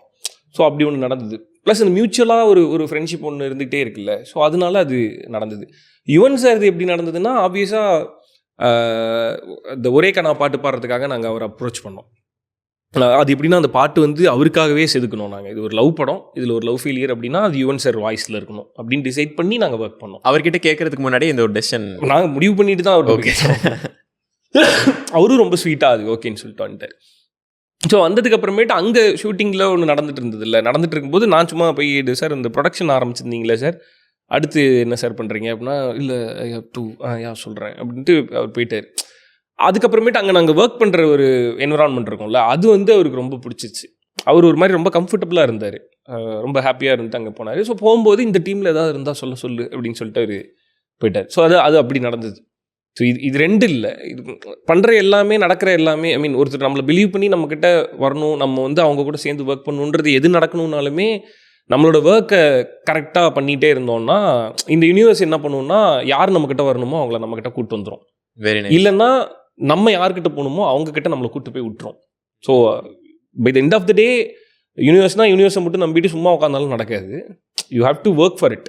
நம்ம அதை ஒர்க் பண்ணணும், அதை கரெக்டாக எக்ஸிக்யூட் பண்ணணும், நம்ம ப்ரூவ் பண்ணணும். ஸோ அந்த மாதிரி அதை கரெக்டாக நம்ம பண்ணிக்கிட்டே இருந்தோம்னா அது நம்மளை எங்கே கூப்பிட்டு போகணுமோ அங்கே கூப்பிட்டு போயிடும். இதை நீங்கள் சொல்லும் போது எனக்கு ஒரு புக்கில் படிச்சிருக்கேன். அது என்ன போட்டிருப்பாங்கன்னா, நம்ம லக்கின்னு நினைக்கிற நிறையா விஷயம் வந்து லக் அப்படின்னா என்னன்னா நம்ம எவ்வளோக்கு எவ்வளோ ஹார்ட் ஒர்க் பண்ணுறோமோ அவ்வளோக்கு எவ்வளோ நம்மளோட ஸ்கோப் பெருசாகிக்கிட்டே இருக்கும், அந்த லக்கோட சைஸ் பெருசாகிக்கிட்டே இருக்கும். அதுதான் இதில் எனக்கு ரிஃப்ளெக்ட் ஆகுது. அதாவது நீங்கள் எவ்வளோக்கு எவ்வளோ ஒர்க் போட்டிங்களோ அவ்வளோக்கு எவ்வளோ லக்கை நீங்கள் அட்ராக்ட் பண்ணுறீங்க. ஆமாம், எனக்கு யாரோட சக்ஸஸையாவது வெறும் லக் அப்படின்னு மட்டும் சொன்னாங்கன்னா என்னால் அதை அக்செப்ட் பண்ணிக்கவே முடியாது. அதுக்கு அவங்க உழைச்சி அவங்க தன்னை ப்ரூவ் பண்ணிக்கிட்டு அதுக்கப்புறம் ஒரு சக்ஸஸோட சைஸ் இருக்குல்ல, அது மேபி லக். அந்த சக்ஸஸோட சைஸ் வேணால் லக்கு வந்து டிசைட் பண்ணலாமே தவிர அந்த சக்ஸஸ்ன்றது எதனால வரும்னா ஒர்க்னால மட்டும்தான் வரும். ஓகே, அதுக்கப்புறம் அதோட சைஸ் பெருசாகிறது சின்னதாகிறது, ஆப்பர்ச்சுனிட்டி பெருசாக வருது சின்னதாக வருது, 10 ஆப்பர்ச்சுனிட்டி வருது, ஒரு ஆப்பர்ச்சுனிட்டி, இது எல்லாமே லக்கு மேபி. பட் எனக்கு என்னன்னா அது அந்த லக்கு உங்கள்கிட்ட வரணும்னா நீங்கள் வேலை பார்த்தா மட்டும்தான் வரும். ஓகே, நம்ம தான் அட்ராக்ட் பண்ணணும் அதை. ஓகே, இப்போ வந்து ஒரு அன்கம்ஃபர்டபுளான question, but I think I have to talk about this. Sugar coat பண்ணி அதில் பெரிய யூஸ் இருக்காதுன்னு நினைக்கிறேன். என்னன்னா இப்போ மற்ற இண்டஸ்ட்ரியை விட எஸ்பெஷலி மீடியா இண்டஸ்ட்ரியில் ஒரு ஆர்பிட்ரரி ஸ்டாண்டர்ட்ஸ் இருக்கும். இப்போ ஒரு ஹீரோ அப்படின்னா 6 feet டால், குட் லுக்கிங், இந்த மாதிரி ஃபீச்சர்ஸ் எல்லாம் இருக்கணும் அப்படிங்கிறது. இந்த ஒரு தாட் வந்து உங்களோட கரியரில் அஃபெக்ட் ஆகியிருக்கா? ஃபார் எக்ஸாம்பிள் இந்த ஒரு விஷயத்துக்காக மேபி நான் இன்னும் எக்ஸ்ட்ரா எஃபர்ட்ஸ் போடணும், இல்லை இன்னும் ஸ்கில் நான் டெவலப் பண்ணிக்கணும் அப்படிங்கிற ஒரு மைண்ட் செட் என்னைக்காச்சும் உங்களுக்கு டெவலப் ஆகியிருக்கா? ஏன்னா பிகாஸ் நிறையா பேருக்கு அது ஒரு ஓகே நான் பார்க்க நல்லா இல்லை, நான் இந்த ஃபீல்டு நான் போக மாட்டேன்னு இருக்கலாம்ல. நான் ஆங்கரிங் ட்ரை பண்ணும்போது லிட்ரலி ஆன் மை ஃபேஸ் சொல்லியிருக்காங்க, பல்லி மாதிரி இருக்கு எப்படி ஃப்ரேமில் காட்டுறது. அப்போ எனக்கு ட்ரெஸ்ஸிங் சென்ஸும் கிடையாது. ஸோ அப்போ ஆன் ஃபேஸ் சொல்லியிருக்காங்க, தம்பி சும்மா எப்படிப்பா ஃப்ரேமில் உன்னை காட்டும். அப்புறம் why did you continue? அங்கேருந்து வெளில வந்துட்டு நான் பிரேக் ஆகலை. எனக்கு வந்து அவங்க சொன்னது வந்து சஜஷனாக தான் தோணுச்சு. ஓகே, இப்போ நான் பெட்டராக என்னை க்ரூம் பண்ணிக்கணும், இன்னும் நான் என்னோடய ட்ரெஸ்ஸிங் சென்ஸ் கொஞ்சம் மாற்றணும் அப்படின்றதான் எனக்கு தோணுச்சே தவிர சொன்னவர் மேலே எனக்கு கோவம்லாம் வரல. ஓகே. சொன்னவர் மேலே கோவமும் வரல. கொஞ்சம் யோசிச்சு பார்த்தோம்னா கஷ்டமாக இருந்தது, ஹர்ட் ஆச்சு, ஓகே. பட் வெளில வந்துட்டு யோசிச்சு பார்த்தோம்னா எனக்கு அது வேணும். அப்போ அவங்களுக்கு நான் வேணும்னா மட்டும்தான் அது நடக்கும். அது மியூச்சுவலாக 2 பேருக்குமே 2 பேரும் தேவைப்பட்டால் மட்டும்தான் இங்கே சினிமாவில் வந்து ஒன்று நடக்கும். ஸோ அப்போ அவங்களுக்கு நான் தேவைப்படுற அளவு நான் என்ன டெவலப் பண்ணிக்கணுன்றது தான் தோணுச்சே தவிர அது எனக்கு கிடைக்காது, ஏன் திரும்ப ட்ரை பண்ணோம் அப்படின்றது தோணலை. பிகாஸ் எனக்கு அது ரொம்ப தேவை, எனக்கு ரொம்ப தேவைப்பட்டுச்சு. ஸோ அதுக்கு நான் என்ன டெவலப் பண்ணிக்கணும்னு தான் தோணுச்சு. ஓகே. அண்ட் இப்போ நீங்கள் இருக்கிற ஸ்டேஜ்லேயுமே அந்த ஒரு தாட்லாம் உங்கள் கரியரில் ஒரு ஹிண்ட்ரன்ஸாக வருமா, இல்லை இப்போ you are way past that? வரும். எவ்ரி கேரக்டருக்கு ஒரு ஸ்கல் ஒன்று இருக்கும். அதுக்குள்ளார யார் ஃபிட்டின் ஆகுறாங்களோ அவங்கள தான் அந்த கேரக்டருக்குள்ளார வைப்பாங்க. ஸோ என்னால் எல்லா கேரக்டரும் பண்ண முடியுமானா இப்போ முடியாது. ஸோ அதுக்கேற்ற மாதிரி நான் அதுக்கேற்ற மாதிரி ஃபிசிக் இருக்கணும், அதுக்கேற்ற மாதிரி நான் என்னை க்ரூம் பண்ணிக்கணும். அப்படி பண்ணும்போது தான் எல்லாருமே எனி கேரக்டருக்கு இவன் சூட் ஆவான் அப்படின்ற மாதிரி ஒரு ஹீரோ நான் இல்லை. ஸோ அதுக்கு நான் என்ன க்ரூம் பண்ணிக்கணும், அதுக்கு நான் என்ன டெவலப் பண்ணணும். ஓகே. அதுக்கப்புறமேட்டு அதுக்கு மேலே ஒன்று தேவைப்படும், அதுக்கு நான் என்ன டெவலப் பண்ணிக்கணும். ஸோ சினிமான்றது வந்து நெவர் எண்டிங் ஜேர்னி இது. ஓகே. ஸோ நெவர் எண்டிங் இது போயிட்டே தான் இருக்கும் சினிமாவில் அடுத்தடுத்து. பட் ஸோ இப்போ நீங்கள் பேசுகிறத வச்சு நான் பார்க்கும்போது இங்கே எல்லா டைப் ஆஃப் பீப்புளுக்குமே இங்கே ஒரு ஸ்பேஸ் இருக்குது, அந்த கதை தான் தீர்மானிக்கணுங்கிறது. அதுதான் நமக்கு ஒன்று வேணும்னா ஒன்று நம்ம அதுக்கேற்ற மாதிரி மாறணும், இல்லைன்னா நமக்கேற்ற மாதிரி ஆப்பர்ச்சுனிட்டிஸை தேடணும். இது ரெண்டுமே சினிமாவில் ரொம்ப முக்கியம். ஓகே. ஒன்று கிடச்சிரும், அப்போ கிடைக்கிற வரையும் நம்ம ட்ரை பண்ணிகிட்டே இருக்கணும். அப்படி இல்லைன்னா உனக்கு இதுதான் வரும்னு தெரியும்ல, அதை போய் ரியலைஸ் பண்ணணும். முதல்ல என்னால் இது பண்ண முடியும், எனக்கு இது வரும், அப்போ இதுக்கேற்ற மாதிரி ஆப்பர்ச்சுனிட்டி தேடுறேன் அப்படின்னு போகணும். இந்த 2 டிசிஷனில் ஏதாவது ஒன்று எடுத்துடணும். ஓகே. இது ரெண்டுக்கும் நடுவில் நிறைய பேர் மாட்டிப்பாங்க. நீங்கள் இப்போது இதில் உள்ளே இருக்கும்போது இன்னொரு ஆக்டரோட let's say you consider them as a star, அவங்களோட பார்க்கும்போது சேம் இண்டஸ்ட்ரியில் தான் நீங்கள் இருக்கீங்க. இவங்க கிட்ட இல்லாதது நம்ம கிட்ட இல்லாதது இவங்க கிட்ட என்ன இருக்கு, இல்லை இவங்க கிட்ட இருந்து நம்ம என்ன கற்றுக்கலாம் அப்படிங்கிற ஒரு யோசிச்சிருக்கீங்களா படம் பார்க்கும் போதோ? அப்படி இவங்க கிட்ட இருக்கிறது அதான், இவங்க கிட்ட என்ன இருக்கு, இந்த மாதிரி நம்ம என்ன பண்ணும் அப்படின்னு யாரை பார்த்தோம் எனக்கு தோணுதில்லை. ஓகே. அது ஏன்னு தெரியல. பட் ரசிச்சிருக்கேனான்னு கேட்டேன்னா மணிகண்டனை ரசிச்சிருக்கேன். எனக்கு மணிகண்டனை ரொம்ப பிடிக்கும். நேற்று கூட மீட் பண்ணீங்க. அவரை ரசிச்சிருக்கேன் நான் ஹீரோவா அவர் பண்ணார்ல, நான் அதுக்கு முன்னாடி இருந்து சொல்கிறேன். அதுக்கு முன்னாடி அவர் ரைட்டராக சில படம்லாம் பண்ணார். ரைட்டராக பண்ண படத்தில் சின்ன சின்ன ரோல்லாம் பண்ணுவார். அதை பார்த்துட்டே நான் நேரில் பார்த்து விஷ் பண்ணியிருக்கேன், ஃபோனில் சொல்லியிருக்கேன். நான் அங்கிருந்தே அவரை ரசிச்சிருக்கேன். எதனால அவருக்கு மேல அந்த ஒரு ரெஸ்பெக்ட் கிரியேட் ஆச்சு? ஸோ அவர் சும்மா ஒரு ஆக்டரா வரல. எவ்ரிபடி ஓகே எல்லாருமே ஒர்க் பண்ணுவாங்க. பட் நம்ம ஒரு இடம் வேணும்னு சொல்லி நம்ம போறோம்ல. இப்போ அவர் ஆக்டர்னா ஆக்டிங் மட்டும் ட்ரை பண்ணிட்டு இருந்திருக்கலாம். பட் அவர் நிறைய லேர்ன் பண்ணிக்கிறாருல்ல. அவர் போய் ரைட்டிங் லேர்ன் பண்றாரு, ரைட்டர் ஆகுறாரு, டப்பிங் லேர்ன் பண்றாரு, டப்பிங் ஆர்டிஸ்ட் ஆகுறாரு, மிமிக்ரி லேர்ன் பண்றாரு, பர்ஃபார்மர் ஆகுறாரு. ஸோ ஒரு இடம் வேணும்னா அதுக்கு எல்லா இடத்துலையும் போய் ட்ரை பண்ணுறது மட்டும் இல்லாமல் எல்லா இடத்தையும் போய் கற்றுக்கிட்டு அதை எக்ஸ்ப்ளோர் பண்ணுறாங்கல்ல. எனக்கு அப்படி இருக்கவங்களை பார்க்குறதுக்கு ரொம்ப பிடிக்கும். ஸோ அதில் எல்லாத்துலேயுமே அவர் ஃபைனஸ்ட் ஆர்டிஸ்டாக இருக்கார். டப்பிங்னா ஹீஸ் ஃபைனஸ்ட் ஆர்டிஸ்ட், ரைட்டர்னா ஃபைனஸ்ட். ஸோ அப்படி இருக்கார்ல. ஸோ அதனால் அவரை ரசித்து பார்க்குறேன். அதுக்காக அவர் மட்டுமான்னு கிடையாது. எனக்கு புரியுது. எனக்கு நிறைய பேர்ட்ட நிறைய குவாலிட்டி பிடிக்கும். ஸோ அந்த மாதிரி இப்போ நீங்கள் கேட்டோன்னையுமே எனக்கு அவரோட பெர்ஃபார்மன்ஸும் ரொம்ப பிடிக்கும், அவர் ஆளாவே எனக்கு ரொம்ப பிடிக்கும். ஓகே. சாண்டி நிறைய சொல்லி கேட்டிருக்கேன் அவரை பற்றி, மணிகண்டனை பற்றி. ஓகே. ஸோ அப்படி can you tell me about your recent interaction with him? கடைசியாக நீங்கள் மீட் பண்ணி இப்போ இந்த படம் ஆண்பாவம் பொல்லாதது பார்த்துட்டு அதை பற்றி பேசிகிட்டு இருந்தோம். ஸோ அப்படி கொஞ்சம் நேரம் பேசிகிட்டு இருந்தோம். திடீர்னு ப்ரோன்னு பேசிப்போம், திடீர்னு தலைவான்னு பேசிப்போம். அந்த மாதிரி போச்சு. அன்றைக்கி வந்து ஃபஸ்ட் வீக்குன்னு நினைக்கிறேன். ஃபஸ்ட் வீக்கோட கலெக்ஷனில் இருந்தோம். தலைவா இது பத்தாது, இது சூப்பராக இருக்குது, இது இன்னும் பெருசாக போகணும், அதுக்கு எதாவது பண்ணுங்க அப்படின்ட்டு இருந்தார். அப்புறம் அடுத்து அவர் என்ன பண்ண போகிறாரு, அந்த மாதிரி நிறைய பேசிகிட்டு இருந்தோம். ஓகே. இன்னொன்று மணிகண்டன் அவங்கள பார்த்த வரைக்கும் நிறைய ஃபிலாசபிக்கலாகவும் பேசுவாங்க. அதுவுமே ரொம்ப நல்லா இருக்கும். மணிகண்டன் பிரதர்கிட்ட பேசுகிறதுக்கு நமக்கு டாபிக்லாம் தேவையில்லை. சும்மா ஏதாவது கேட்டோம்னா போதும், நிறைய சொல்லுவார். ஓகே. ஏதாவது ப்ரோ இது பார்த்தீங்களா அப்படின்னா அதை பற்றி கொஞ்சம் நேரம் பேசுவோம். ஸோ அந்த மாதிரி. ஓகே. இப்போது நான் உங்களோட ஸ்டோரியை பற்றி நான் பார்க்கும்போது எனக்கு அதில் பர்சனலாக ஒரு பெரிய அக்காம்ப்ளிஷ்மெண்ட் மாதிரி ஃபீல் ஆனது வந்து, நீங்கள் எழுதின ஒரு சாங்கை யுவன் சங்கர் ராஜா பாடின ஒரு விஷயம். அது எங்கேருந்து ஆரம்பிச்சது நான் பார்த்த வரைக்கும், ஃபர்ஸ்ட்டு நீங்கள் உங்களோட வெட்டிங்க்கு உங்கள் ஒய்ஃப்க்கு ஒரு பாட்டை எழுதி ரீமிக்ஸ் ஆரம்பித்து ஒன்று பண்ணியிருந்தீங்க. அது ரொம்ப ஹோல்சமாக நல்லா இருந்துச்சு. அங்கே ஆரம்பித்து இப்போது how did you actually feel when the person நம்ம பார்த்து ஆச்சரியப்பட்ட ஒரு பர்சன் நம்மளோட வரிகள் அவங்க பாடும்போது ஒன்று அந்த ப்ரெஷர் எப்படி இருந்துச்சு? ஏன்னா நம்ம யாரோ கொடுக்கறது இல்லை, யாருக்கோ கொடுக்கறது இல்லை. ஆமாம் ஆமாம். அந்த ப்ரெப்பரேஷன் எப்படி இருந்துச்சு அண்ட் அந்த பாட்டு எப்படி ஃபர்ஸ்ட் டைம் கேட்டீங்க? அது வந்து நான் எழுதுறேன் அப்படின்னு வேற ஒரு பாட்டு கேட்டுட்டு இருந்தேன். சுனித் வந்து தரவே இல்லை. ஸோ அப்புறம் இந்த பாட்டு கொடுத்தோன்னே நான் பயந்துட்டேன். நான் இது ரொம்ப எமோஷனல் பாட்டுறது வேணாண்டா அப்படின்னு. இல்லை நீங்கள் பண்ணுங்க, இது வியூ வர்றது அதெல்லாம் இல்லாமல் இது படத்தோட சோல், இது எனக்கு இது நீங்கள் தான் எழுதணும் அப்படின்னு சொல்லி சொன்னான். அது பயங்கரமாக ப்ரெஷர் ஆயிடுச்சு. ஏன்னா எழுத போகிறது யுவன் சாருக்கு. அதனால் நைட்டு ஃபுல்லாக தூங்கலை. ஸோ அப்படி எழுதி அனுப்பிச்சேன். அதுக்கப்புறம் அவன் ஓகேன்னு சொல்லிட்டான். ஆனால் அந்த பாட்டு ரெக்கார்டிங் போல் அது அப்படியே தான் இருந்தது. திடீர்னு ஒரு நாள் ஃபோன் பண்ணி அந்த பாட்டை கொஞ்சம் பாடி அனுப்புங்க, லிரிக்கோட பிளேஸ்மெண்ட் புரியல அப்படின்னு சொன்னான். அப்புறம் நான் கார்லேயே உட்காந்து ப்ளே பண்ணி பாடி அனுப்பிச்சிட்டேன். அதுக்கப்புறம் அடுத்து ஒரு 2 நாள் கழித்து சுனித் வந்துட்டு ஆனால் காருக்கு வாங்கினேன் அப்படின்னு சொன்னால் காரில் வந்து ப்ளே பண்ணால் தலைவன் பாடியிருக்காப்புல. அப்போ தான் நீங்கள் ஃபர்ஸ்ட் டைம் கேட்க? அப்போ தான் ஃபஸ்ட் டைம் அவர் பாடினது, ஐ மீன் அந்த லிரிக்கை பாடினது கேட்டேன். டெட் நான் அப்படின்னு உட்காந்துட்டு அது ஒரு மாதிரி எமோஷ்னல், ஒரு மாதிரி டியர்ஸு, ஹாப்பி டியர்ஸ் அந்த மாதிரி இருந்தது. ஓகே. பிகாஸ் நம்ம எழுதி கொடுத்து அவர் வாயிலிருந்து இது, ஐ மீன் அவரோட வாய்ஸில் அதை கேட்கும்போது பயங்கர சாட்டிஸ்ஃபைடாக இருந்தது. தான் கேட்டேன் என்ன சொன்னார் அப்படின்னு சொல்லி கேட்டேன். ஓகே, என்ன சொன்னாங்க? அவரு அதாவது கவிஞர் அப்படின்னு சொல்லிட்டு ஒரு எழுதுவாரா அந்த மாதிரி ரியாக்ட் பண்ணிட்டு போயிட்டார். அது ஆக்சுவலி அந்த படத்தோட சோல் அது. ஓகே. அந்த ஹீரோவோட பிரச்சனை ஒன்று இருக்கும்ல, அவன் ஏன் அப்படி இருக்கான், அவங்க அம்மாவை பார்த்தோன்னே அவனுக்கு என்ன தோணும் அப்படின்ற எல்லாமே அந்த அந்த பாட்டுக்குள்ளார இருக்கும். அண்ட் மோரோவர் ரியோ அப்படின்னாலே இருந்த ஒரு இமேஜ், இல்லை இருக்கிற ஒரு இமேஜ் வந்து ஒரு என்டர்டெய்னர், ஹோல்சம் அப்படின்னு இருந்த ஒரு இமேஜ். இப்போது feel free to skip the next question if you don't want to answer. இப்படி ஒரு ஹோல்சமான இமேஜ் இருக்கும்போது you did a very risky thing which is getting into Bigg Boss. ஏன்னா அந்த show it is design to get your brutal side out of you. இல்லை அது manufacture பண்ணதே அப்படி தான், அது உங்களோட வர்ஸ் சைடையும் கொண்டு வரணுங்கிற ஒரு இதுதான். ஸோ எனக்கு என்னென்னா இப்படி ஒரு இமேஜ் வச்சு கிரியேட் ஆனதுக்கப்புறம் why did you choose to get into such a show? அது ஏன் அப்படி யோசிக்கிறாங்கன்றது தான் எனக்கு அந்த கியூரியஸ் ஃபேக்டரே.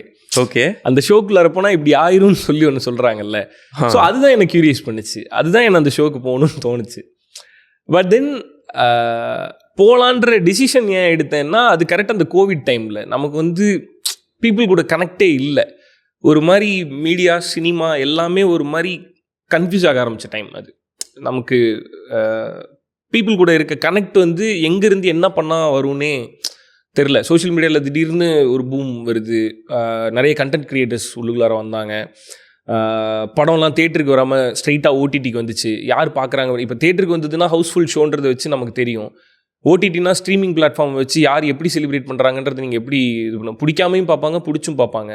ஸோ பிடிச்சிருக்கா பிடிக்கலையான்ற கால்குலேஷனே இல்லாமல் ஓடிடியில் படம் ஓடிட்டு இருந்தது. ஸோ இந்த மாதிரி பீப்புள் கூட இருக்க கனெக்ட் வந்து அப்படி கம்ப்ளீட்டாக டிஸ்கனெக்ட் ஆனது எப்போனா கோவிட் டைமில். அப்போது பிக் பாஸ் வருது, ஸ்ட்ரைட்டாக நம்ம வந்து எல்லாரோட வீட்டுக்குள்ளாரையும் போகிறோம்.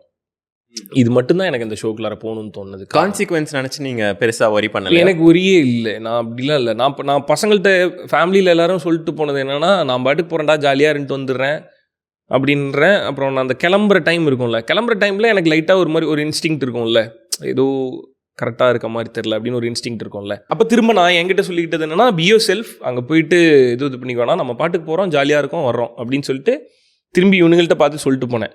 உள்ளே போகிறது எனக்கு டாஸ்க் இல்லை, உங்கள் எல்லாருக்கும் தான் டாஸ்க்கு அப்படின்னு. ஏன்டா அப்படி சொல்கிற, நான் போயிட்டு இஷ்டத்துக்கு எதாவது பண்ணுவேன், உங்களுக்கு நீங்கள் தானே வெளியிருந்து பார்க்க போகிறீங்கன்ட்டு போயிட்டேன்.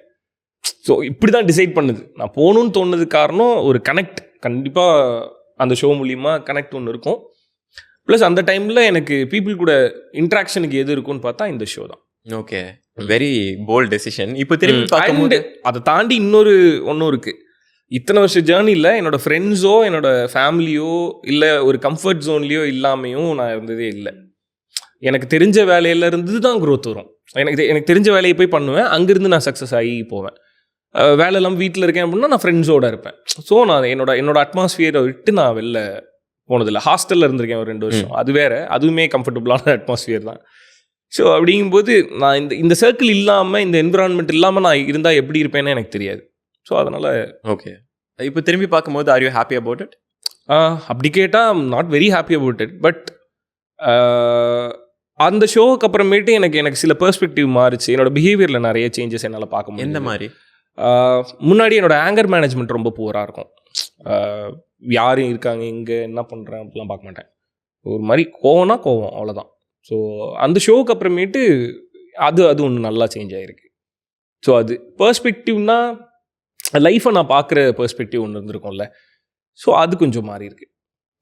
இஃப் யூ ஒன்று வேணும்னா அதுக்கு வந்து உழைக்கணுன்றதை தாண்டி அதுக்கு போராடணுன்றது பிக் பாஸ் மூலியமாக தான் தெரிஞ்சுக்கிட்டேன். ஐம் கியூரியஸ், எப்படி அது லெட்ஸ் சே பிக் பாஸில் நடந்த எல்லா ஃபிசிக்கல் டாஸ்க்லையும், ஐ மீன் ஏதோ 1-2 டாஸ்க்கில் நான் தோற்றுருப்பேன், பட் நடந்த எல்லா ஃபிசிக்கல் டாஸ்க்லையும் அந்த வின்னர். பட் அங்கே பார்த்தீங்கன்னா என்னோட ஃபிசிக் அப்படி இல்லை. பட் அதெல்லாம் நடக்கும்ல. நடந்துட்டு ஒரு ஆர்கியூமெண்ட் ஒன்று போவோம், ஒரு டாஸ்க் ஒன்று முடியும், ஒரு ஆர்கியூமெண்ட் ஒன்று போவோம். அதில் டாஸ்கில் ஜெயிச்சிருப்போம், நம்ம கஷ்டப்பட்டு ஜெயிச்சு டாஸ்க் முடிஞ்சு உட்காருவோம்ல, இதில் யார் வின்னர்னு நீங்கள் சொல்லுங்கள் அப்படின்னு இவங்கள்ட்ட கேட்டுருவாங்க. நமக்கு தெரியும் நம்ம தான் வின்னர்ன்ட்டு. ஆனால் எனக்கு இருக்க பிரச்சனை என்னென்னா, எனக்கு நான் ஜெயித்தேன், நான் அச்சீவ் பண்ணேன் அப்படின்றது எனக்கு சொல்ல வராது. நான் போய் சொல்லுவேன், யாராவது ஏதாவது பேசினாங்கன்னா அப்படியா ஓகே அப்போ நீங்களே சொல்லுங்கள் அப்படின்னு வந்து உட்காந்துருவேன். ஸோ இப்படி ஒன்று போயிட்டே இருக்கும்ல. அப்போது வெளில வந்துட்டு கொஞ்சம் ரியலைஸ் பண்ணி பார்க்கும்போது, ஓகே நம்ம சும்மா ஒன்று வேணும்னா அதுக்கு போய் ஹார்ட் ஒர்க் பண்ணி ஜெயிச்சா மட்டும் பத்தாது, அதுக்கு மேலே ஒரு போராடுற குணம் ஒன்று தேவைப்படுது அப்படின்றது எனக்கு பிக் பாஸ் மூலியமாக தான் தெரிஞ்சுது. உங்களோட ஈகோ எந்த மாதிரி சேஞ்ச் ஆச்சு? ஃபார் எக்ஸாம்பிள், அதுக்கு முன்னாடி மேபி உங்களோட ஈகோ ஜாஸ்தியாக இருந்திருக்கலாம், இல்லை அதுக்கப்புறம் கம்மியாக இருந்திருக்கலாம். அந்த மாதிரி ஈகோக்கு இதில் ரோல் இருந்துச்சா இந்த ஜேர்னியில்? அப்படி பெரிய சேஞ்ச் பார்க்கல. பிகாஸ் நான் அவ்வளோ ஈகோஸ்டிக் பர்சனும் கிடையாது. ஓகே. ஸோ என்கிட்ட எனக்கு பிடிச்ச குவாலிட்டி என்னென்னா, ஏதாவது ஒரு விஷயம் தப்பாக போயிடுச்சுன்னா ப்ளேம் ஆப்போசிட்டில் போட மாட்டேன், நான் என் மேலே போட்டுப்பேன். ஸோ அதனால எனக்கு மோஸ்ட்டாக இந்த பிரச்சனை இல்லை. ஓகே, அது ஆக்சுவலாக ரொம்ப நல்ல குவாலிட்டி. ஏன்னா முடிவு நான் எடுத்தேன். ஓகே. அப்போ தப்பாக போச்சுன்னா நான் காரணம் வந்து இன்னொருத்திட்ட போய் தேடக்கூடாது. இந்த முடிவை நான் ஏன் எடுத்தேன்றதுலேருந்து ஆரம்பித்து திங்க் பண்ணுவேன். ஸோ அதுக்கப்புறம் அடுத்து நான் பண்ணும்போது அது சரி பண்ணுறதுக்கு என்னவோ எனக்கு அந்த சொல்யூஷன் என்னன்னு என்னால் கண்டுபிடிச்சிக்க முடியும். ஓகே. நான் ஒன்று தப்பாயிடுச்சுன்னு ப்ளேமை தூக்கி இன்னொருத்தர் மேலே போட்டோன்னு வச்சுக்கோங்களேன், அடுத்து திரும்ப போய் ட்ரை பண்ணும்போது அதை சரியாக பண்ணுறதுக்கு என்ன வழின்னு தெரியவே தெரியாது. ஏன்னா நான் தப்பு தான் அவன் மேலே போட்டேனே, என் மேலே போட்டுக்கிட்டா தான் நான் ரியலைஸ் பண்ண முடியும். இப்போ இந்த மாதிரி இருக்கிற பீப்புளோட ஒரு கஷ்டம் என்னன்னா, வேற எவனாச்சும் வந்து அவன் தப்பு பண்ணிட்டு மற்றவங்களை ப்ளேம் பண்ணும்போது கொஞ்சம் கோவம் வரும்ல, அவங்கள பார்க்க என்னால் தாங்கவே முடியாது. எனக்கு என்னோட டீம்லேயே தெரியும், எவனாவது ஒருத்தன் தப்பு பண்ணான்னா என்ன அட்மாஸ்பியர் என்ன ஏதுன்னெலாம் பார்க்க மாட்டேன். முன்னாடி ஹார்ஷாக சொல்லுவேன், இப்போலாம் ஹார்ஷாக சொல்கிறது இல்லை. அவன் தான் தப்புன்னா அதை ஆன் ஃபேஸ் அப்போவே சொல்லிவிடுவேன். என்ன சொல்ல வர்ற அப்படின்னு சொல்லிட்டு அவனுக்கு புரியுற வரையும் திரும்ப அடிப்பேன். நீ தான் தப்பு அப்படின்னு உனக்கு புரிஞ்சிடணும்.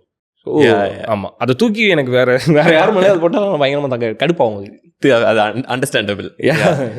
அண்ட் இந்த ஷோவில் especially you got to interact with mister Kamal Haasan sir இல்லையா? அவங்க கிட்ட இருந்து கற்றுக்கிட்ட லேர்னிங்ஸோ இல்லை can you share something? Because ஒரு கண்டினியூஸாக ஒரு ஃபியூ வீக்ஸ் நீங்கள் இன்ட்ராக்ட் பண்ணிருக்கீங்க. கமல் சார் கிட்ட இருந்து கற்றுக்கிட்டது பிக் பாஸில் மட்டும் இல்லை, மொத்தமாகவே கமல் சார் கிட்ட இருந்து கற்றுக்கிறது அப்படின்றது வந்து முடியவே போகிறதில்ல. நம்ம கற்றுக்கிட்டு மட்டுமே இருப்போம். கடைசி வரையும் கற்றுக்கணும்னு முடிவு பண்ணிட்டோம்னா நம்ம கடைசி வரையும் கற்றுக்கிட்டே தான் இருப்போம். ஸோ அதை அவர்கிட்ட இருந்து லேர்ன் பண்ணிக்கிட்டேன். அவர்கிட்ட பிடிச்ச குவாலிட்டியும் அதுதான். அவர் வந்து சினிமாவை கற்றுக்கிறது தாண்டி அதை கற்றும் கொடுக்குறாரு. ஒரு இப்போ யோசிச்சு பாருங்களேன், நம்ம ஸ்கூலில் ஒரு டீச்சர் இருந்திருப்பாங்க, அவங்க டீச்சர் ஆகிட்டாங்க ஆல்ரெடி, ஆனால் அவங்க போய் படிச்சுக்கிட்டு இருப்பாங்க. எதுக்குன்னா நமக்கு சொல்லித்தரத்துக்கு. இந்த குவாலிட்டி கமல் சார்கிட்ட இருக்குது. அவர் நமக்கு கற்றுக் கொடுக்குறாரு. ஆல்ரெடி அவரை நம்ம பயங்கரமாக செலிப்ரேட் பண்ணிருக்கோம், பட் ஹீ ஸ்டில் லேர்னிங். எதுக்கு? நமக்கு சொல்லித்தரத்துக்கு. அவரோட படங்கள் மூலியமாக சினிமா வந்து இன்னும் நம்மளுக்கு கற்றுக் கொடுத்துக்கிட்டே இருக்காருல்ல. That's something amazing. உங்கள் இண்டஸ்ட்ரியில் வந்து இப்போது அந்த சீனியர் டு நியூ என்ட்ரிக்கான அந்த லேர்னிங் பிரிட்ஜ் வந்து நல்லா இருக்குன்னு நினைக்கிறீங்களா? இப்போ நீங்கள் ஒரு senior, depends on the team, depends on the mind set. ஒருத்தர் கற்றுக் கொடுக்கணுன்றது, ஒருத்தர் கற்றுக்கணும்னு நினைக்கிறது, இது எல்லாமே டிபெண்ட்ஸ் ஆன் த டீம். நம்ம எந்த டீமில் போய் ஒர்க் பண்ணுறோம், அந்த டீமில் இருக்கவங்கலாம் யார் அப்படின்றத பொறுத்து தான். நான் ரொம்ப ப்ரௌடாக சொல்லுவேன், என்னோட டீமில் இருக்க கடைசி ஏடியும் என்னோட டேரக்டரும் ஒரே வேவ் லென்த்தில் ஒர்க் பண்ணுவாங்க. So that's how it works. சினிமாவை பொறுத்தளவு அது அப்படி தான் ஒர்க் ஆகணும். பீப்புள் மேனேஜ்மெண்ட் அப்போ இங்கே ரொம்ப முக்கியம். How did you develop bro? ஏன்னா பீப்புள் மேனேஜ் பண்ணுறது ரொம்ப ஒரு மெஸ்ஸியான பிஸ்னஸ்ன்னு நான் கேள்விப்பட்டிருக்கேன் இல்லையா? ஐ கேன் சிம்பிளி சே, இப்போ மரியாதை தரணும்னா அவன் மனுஷனாக இருந்தால் போதும். மனுஷனுக்கு மரியாதை கொடுத்தா போதுமே தவிர அந்த மனுஷன் யார், என்ன, அவங்ககிட்ட என்ன திறமை இருக்குது, என்ன தேவை இருக்குது, இதெல்லாம் பார்க்காம மரியாதை கொடுக்கறதுக்கு மனுஷன்ற ஒரு தகுதி போதும். ஸோ அதை மட்டும் மைண்டில் ஃபிக்ஸ் பண்ணிக்கிட்டோம் அப்படின்னா நல்லாயிருக்கும் அந்த என்விரான்மெண்ட். இது நீங்கள் கான்ஸ்டண்ட்டாக ரீகால் பண்ணிகிட்டே இருப்பீங்களா? இப்போ நீங்கள் கேட்கும்போது தோணுச்சு. ஓகே, ஏன் ரெஸ்பெக்ட் பண்ணுறேன், ஐ மீன் சம்டைம்ஸ் வி லூஸ் கண்ட்ரோலில். யா, பட் அது அந்த சிச்சுவேஷன் தானே. இப்போ ஓகே, சே ஃபார் எக்ஸாம்பிள் ஏதோ தப்பாகிடுச்சு, நான் திட்டிடுறேன், நான் கோவப்பட்டுடுறேன், அதுக்கப்புறம் இவங்ககிட்ட போய் நான் சாரி கேட்கணுமா அப்படின்னு பார்க்கக்கூடாது. அவனும் நம்மளை மாதிரி ஒரு மனுஷன் தான், அவனுக்கும் ஹர்ட் ஆகிருக்கும். நான் திட்டேன், அவன் தப்பே பண்ணியிருக்கட்டும், போய் அவனை சமாதானப்படுத்துறதுன்னு ஒன்று இருக்குல்ல, அது அந்த இடத்த இன்னும் சூதிங்காக்கும். அவனும் நார்மலாவான். நான் திட்டிருப்பேன், அவன் கண்ணு முன்னாடியே தான் இருப்பான். அந்த ஷூட்டிங் அட்மாஸ்பியர்லேருந்து அவன் வெளியே போகிறதில்ல, என்னை சுற்றி சுற்றி வந்துகிட்டே தான் இருக்க போகிறான். திட்டுறது எனக்கும் கொஞ்சம் கஷ்டமாக இருக்கும், அவனுக்கு அப்போ எப்படி இருக்கும், அவன் வரும்போது அப்படின்னு ஒன்று இருக்கும், இல்லைன்னா இன்னொரு விதமாக இருக்கும், என்னை போய் திட்டிட்டேடா அப்படின்னு இருக்கும். அப்போ திட்டிட்டு திரும்ப கூப்பிட்டு பேசிட்டு நார்மலைஸ் ஆக்கிட்டோம்னாவே போதும். ஓகே, அதான் ஏன் நான் என்ன சொல்கிறேன்னா, அதான் இப்போ ஒருத்தருக்கு மரியாதை கொடுக்கணும்னா இவனுக்கு ஏன் தரணும் அப்படின்னு யோசிக்காம, அப்படி இல்லாமல் அவன் மனுஷன்றது போதும், ரெஸ்பெக்டாக நடத்தணும்னாவே நல்லாயிருக்கும். ஓகே, இப்போ உங்களோட நிறைய இன்டர்வியூஸ்லையுமே உங்கள் சர்க்கிளில் பற்றி நீங்கள் பேசியிருப்பீங்க. நிறையா சிமிலர் டைமில் ஸ்டார்ட் பண்ணி உங்கள் ஃப்ரெண்ட்ஸோட இதெல்லாம் சொல்லியிருப்பீங்க. அண்ட் யூ ஹேவ் கரண்ட்லி உங்களுக்கு வந்து ஒரு நல்ல மீடியா சர்க்கிள், மீடியாவில் இருக்கிற ஃப்ரெண்ட்ஸ் சர்க்கிள்ஸ் இருக்குது உங்ககிட்ட. இந்த மாதிரி டைமில் when you have a network, புதுசாக ஒரு ஃப்ரெண்டோ இல்லை உங்ககிட்ட பேசுகிறாங்கன்னு வச்சுக்கோங்களேன், உங்ககிட்ட கான்டாக்ட் வாங்கி பேசுகிறாங்க. ஆனால் சில டைம் அவங்க வந்து உங்கள் சர்க்கிளுக்கு ஆக்சஸ் வாங்குறது கூட உங்ககிட்ட நல்லா பேசுறதுக்கான ஆப்பர்ச்சுனிட்டிஸும் இருந்திருக்கலாம் நிறையா time. So as you grow இது இன்னும் அதிகமாகிட்டு தான் இருக்கும். So how do you see this whole thing? ஏன்னா அவனையும் சொல்ல முடியாது, அவன் ஒரு ஆப்பர்ச்சுனிட்டிக்காக அவன் அப்படி வராங்க. ஸோ எப்படி இதை நீங்கள் பார்க்குறீங்க? யாரை நம்புறதுனே தெரியாது இதில். அப்படி யோசிச்சதில்லை. இப்போ யார் வந்து ஆப்பர்ச்சுனிட்டிக்காக யார் பேசுகிறாங்க பேசல அப்படின்ற ஜட்மெண்ட்குள்ளாரையே போயிட்டேன். I won't judge people. So I don't. யாராவது பேசுகிறாங்கன்னா நல்லா பேசுவேன், அவங்க என்கிட்ட நல்லா பேசுகிறாங்களா பேசுவோம். பேசுறது பழகிறது தாண்டி அந்த ஃப்ரெண்ட் ஜோனுக்குள்ளார வர்றதுன்றது இருக்குல்ல, அது வந்து நான் என்னோட ஒருத்தனோட அக்செப்டன்ஸ் இல்லை, அது ஒரு கேங். அதுக்குள்ளார வரணும்னா அது ஹோல்சமாக எல்லாருமே அதை அக்செப்ட் பண்ணணும். வெறும் ஆப்பர்ச்சுனிட்டிக்காக வந்து பழகிறாங்க அப்படின்னா, வா எடுத்துக்கோ, உனக்கு டேலண்ட் இருக்குது, உன்னால் இதை பண்ண முடியும் அப்படின்னா அதை சர்வ் பண்ணுறதுக்கும் நாங்கள் யோசிச்சதே கிடையாது. நீங்கள் யோசிச்சு பார்த்தீங்கன்னா தெரியும், சில முக்கியமான கேரக்டர்லாம் ரேண்டமாக யாராவது ஒருத்தர் நடிச்சிட்டு இருப்பாங்க என்னோட படத்தில். அவங்க இதுக்கு முன்னாடி ஃபேமஸாக இருந்திருக்க மாட்டாங்க, ஆர்டிஸ்டாகவே இருந்திருக்க மாட்டாங்க, பட் ஒரு இம்பார்ட்டண்ட் ரோலில் வந்து ரேண்டமாக யாரோ ஒருத்தர் பெர்ஃபார்ம் பண்ணுவாங்க. அவங்க அதுக்கு ஒரு எஃபர்ட் போட்டிருக்காங்க, அவங்க அதுக்கு ஷூட் ஆகிறாங்க, அவங்க பண்ணால் நல்லாயிருக்கு, பண்ணிடுங்கன்னு சொல்கிறோம். ஸோ அதனால் ஆப்பர்ச்சுனிட்டிக்காக வர்றாங்க, இல்லை உண்மையிலே அந்த ஒரு வேவ்லேருந்து செட் ஆகி நம்மக்கிட்ட பழகிறாங்க அப்படின்ற டிஃப்ரென்ஷியேட்லாம் ஜட்ஜ் பண்ணாமல் இருந்தாவே நல்லா தான் இருக்கும்னு வச்சுக்கோங்களேன். வெறும் ஆப்பர்ச்சுனிட்டிக்காக மட்டும் உள்ளுக்குள்ளார வர்றவங்கனால சஸ்டெயின் பண்ண முடியாது நம்ம கூட. பிகாஸ் அந்த அந்த அந்த அந்த செட்டப் அந்த மாதிரின்னு வச்சுக்கோங்களேன், அவங்களாவே போயிடுவாங்க. ஓகே, இந்த மாதிரி when you do good to people, இது திருப்பி நமக்கு ஒரு வகையில் ரிட்டர்ன் ஆகும்னு நினைப்பீங்களா? கர்மா இல்லை அந்த மாதிரி? நோ, ஐ மீன் நான் அதை என்ஜாய் பண்ணி பண்ணுறேன். எனக்கு வந்து ஒருத்தர் இப்போ say for example Hari director ஆகும்போது ஹரி சந்தோஷப்பட்டதை விட எனக்கு அது பயங்கர சாட்டிஸ்ஃபேக்ஷன். அதை தான் என்ஜாய் பண்ணுமே தவிர அது திரும்பி நம்மளுக்கு இப்படி வரும், திரும்பி நம்மளுக்கு இப்படி கிடைக்கும் அப்படின்றதுக்குள்ளார போயிட்டோம்னாவே அந்த இடத்துல சந்தோஷமாக இருக்க முடியாது. இப்போ நான் எக்ஸ்பெக்டேஷனுக்குள்ளார போயிடுறேன், அப்போ அந்த மொமெண்ட்டை நான் எப்படி என்ஜாய் பண்ண முடியும்? ஓகே, ஸோ அதனால் அப்படி ஒன்று பண்ணுறோம் அப்படின்னா அந்த மொமெண்ட்டை ஜாலியாக ஹாப்பியாக என்ஜாய் பண்ணுறேன். அதுக்கப்புறம் அந்த எக்ஸ்பெக்டேஷனுக்குள்ளாரெலாம் போகமாட்டேன். அப்படி போனால் அந்த இடத்துல சந்தோஷமாக இருக்க முடியாது. ஓகே, நீங்கள் நிறையா டைம் பேசும்போதே த்ரூ அவுட் அவர் கான்வர்சேஷன் அந்த மைண்ட் செட்டை எப்படி ப்ராப்பராக வச்சுக்கிறதுக்கு நிறைய எஃபர்ட்ஸோ இல்லை அதுக்கான நல்ல புரிதல் உங்ககிட்ட இருக்குன்னு நான் நினைக்கிறேன். இப்போ okay, do you actually read about these things இல்லை it comes with experience? For example, respecting people இல்லை having no expectation for anything, இதெல்லாம் வந்து how do you learn these things? தெரியல, ஏதாவது புக்கில் போட்டிருக்கான்லாம் எனக்கு தெரியல. அப்படிலாம் இல்லை. ஓகே, அது ஒரு மைண்ட் செட், அவ்வளோதான். எனக்கு அப்படி இருக்க பிடிச்சிருக்கு, அப்படி இருக்கிறது நல்லா இருக்குது. இது எப்படி சொல்கிறது, அதை நான் என்ஜாய் பண்ணுறேன். அது எனக்கு ஒரு மாதிரி ரொம்ப சாட்டிஸ்ஃபைங்காக இருக்குது, நல்லா இருக்குது. Very nice. Okay, so coming to your recent film which is Aan Paavam Pollathathu. நான் அந்த மூவி பார்த்தேன், I really liked it. But it is also a edgy concept. For example, ஆமா, நிறைய பேருக்கு அஃபெண்ட் கூட ஆகலாம், especially women can get offended. So why the risk again? It could also spoil your reputation in some way. ஆமா. So அப்படிங்கும்போது நாங்கள் உட்காந்து அது ஃபுல்லாக அந்த பவுண்டை ஃபுல்லாக படிக்கும்போது இது சரியாக இருக்கா தப்பாக இருக்கான்னு வி ஹேட் அ டிஸ்கஷன் இல்லை. ஸோ அப்படிங்கும்போது சில அஃபென்சிவாக சில விஷயம்லாம் இருந்தது. பிகாஸ் ஒரு பொண்ணு ஜெயிக்கிறான்றதை காட்டுற படம்னு வச்சுக்கோங்களேன், ஆம்பளை கெட்டவனாக தான் இருப்பான். அவனை மாதிரி ஒரு கொடூரமான ஆம்பளை நீங்கள் பார்க்கவே முடியாது. அப்படி தான் படத்தில் வச்சுருப்பாங்க. நாங்கள் இந்த இடத்துல பசங்களோட சைடில் இருக்க கஷ்டத்தை சொல்லணும். இதுக்குள்ளார அவனுங்களோட உளவியல் பிரச்சனை என்ன, அவனுக்கு மனசுக்குள்ளார என்ன இருக்குது, காமனாக ஒரு ஆம்பளையோட பிரச்சனை என்ன அப்படின்றத அட்ரஸ் பண்ணணும்னு முடிவு பண்ணிட்டோம். ஆப்வியஸாக அப்புறம் குடும்ப வாழ்க்கையில் ஆம்பளைக்கு பிரச்சனைனா யாராக இருப்பா? ஒய்ஃப். அப்போ என்னென்ன மாதிரிலாம் இருக்காங்க, ஸோ அதில் எதெல்லாம் தப்பாக இருக்குது அப்படின்றத மட்டும் எடுத்து வச்சுக்கிட்டோம். இப்போ எப்படி சொல்கிறது, சொர்ணாக்கா மாதிரி ஒரு ஒய்ஃபை கூட நாங்கள் வச்சுருக்கலாம். நாங்கள் அப்படி வைக்கல. காமனாக டே டு டே லைஃப்பில் நம்ம பார்க்குற ஒரு காமன் மென்டாலிட்டியில் இருப்பாங்கல்ல, அவங்க எதெல்லாம் பார்த்து இன்ஸ்பயர் ஆகுறாங்க, எதெல்லாம் பார்த்து இன்ஃப்ளூயன்ஸ் ஆகுறாங்க அப்படின்றத ப்ராப்பராக தெரிஞ்சுக்கிட்டு அதை ஒரே கேரக்டர் மேலே ப்ளேஸ் பண்ணோம். ஒரு 2 கேரக்டர் மேலே ப்ளேஸ் பண்ணோம். இதை ப்ளேஸ் பண்ணிவிட்டு படித்து முடிக்கும்போது ஒன் சைடாக ஸ்டாண்ட் எடுக்கக்கூடாதுன்றது பிகினிங்லேருந்து எனக்கு இருந்த தாட். ஒன் சைட் ஸ்டாண்டாக இருக்கக்கூடாது. இந்த படத்தோட மோட்டோ என்னென்னா சேர்ந்து வாழ்கிறது தான் சந்தோஷமே தவிர அதுக்குள்ளார எப்படி சொல்கிறது, 2 பேரும் சேர்ந்து வாழ்கிறது தான் சந்தோஷம். வாழ்கிறது மட்டுமே சந்தோஷம் கிடையாது. ஒரு குடும்பம் கல்யாணம்னு ஆயிடுச்சுன்னா அங்கே 2 பேரும் சேர்ந்து தான் வாழணும்னு யோசிக்கணும். அப்போ சேர்ந்து வாழ போகிறோன்னு ஒன்று வரும்போதே என்ன ஆகிடுது, அங்கே அட்ஜஸ்ட்மெண்ட் இருக்குது. அங்கே அவங்கள புரிஞ்சுக்கிறதுக்கு நம்ம ட்ரை பண்ணோம், நம்மளை புரிஞ்சுக்கிறதுக்கு நம்மளை அவங்களுக்கு புரிய வைக்கிறதுக்கு ட்ரை பண்ணோம். இந்த மாதிரி நிறைய இருக்குல்ல. இது எல்லாமே கொஞ்சம் ஒன் சைடாக இல்லாமல் 2 பக்கமும் இருக்கணும். படம் முடியும் போது 2 பக்கமும் இருக்கணும். ஆனால் பிரச்சனையை இந்த பக்கம் இருந்து சொல்லுவோம் அப்படின்றது டிசைட் பண்ணோம். ஸோ அப்போ அஃபென்சிவாக எதுவுமே இல்லாமல் இருக்கக்கூடாதுன்றதுல தெளிவாக இருந்தோம். ஸோ நீங்கள் இந்த மூவி பற்றி சொல்லும் போதே ஃபர்ஸ்டே மென்ஷன் பண்ணீங்க, யூ ஆல்சோ நோ சில செட் ஆஃப் பீப்புள் உங்களை ஹேட் பண்ணுவாங்கன்னு உங்களுக்கு தெரிஞ்சிருக்கு. So as a hero we should be okay about that fact. ஜென்ரலாகவே இது நடக்கிற ஒரு விஷயம் தானா? அந்த ஹேட்டுக்கு ப்ரிப்பேர் ஆகியிருப்போமா நம்ம? அப்படி இல்லை, என்ன பண்ணாலுமே ஒப்பீனியன்றது ஏதாவது ஒன்று கொடுத்துக்கிட்டே தான் இருக்க போகிறாங்க. ஓகே, நான் இந்த படத்தில் you have the option to minimize the hate இல்லை ஆஸ் அ ஹீரோ. இந்த படத்தில் இதை சொல்லணும்னு முடிவு பண்ணியாச்சு. அப்போ அந்த படத்துக்கு எது ஜஸ்டிஃபைடாக இருக்கோ அதை நான் பண்ணி தான் ஆகணும்.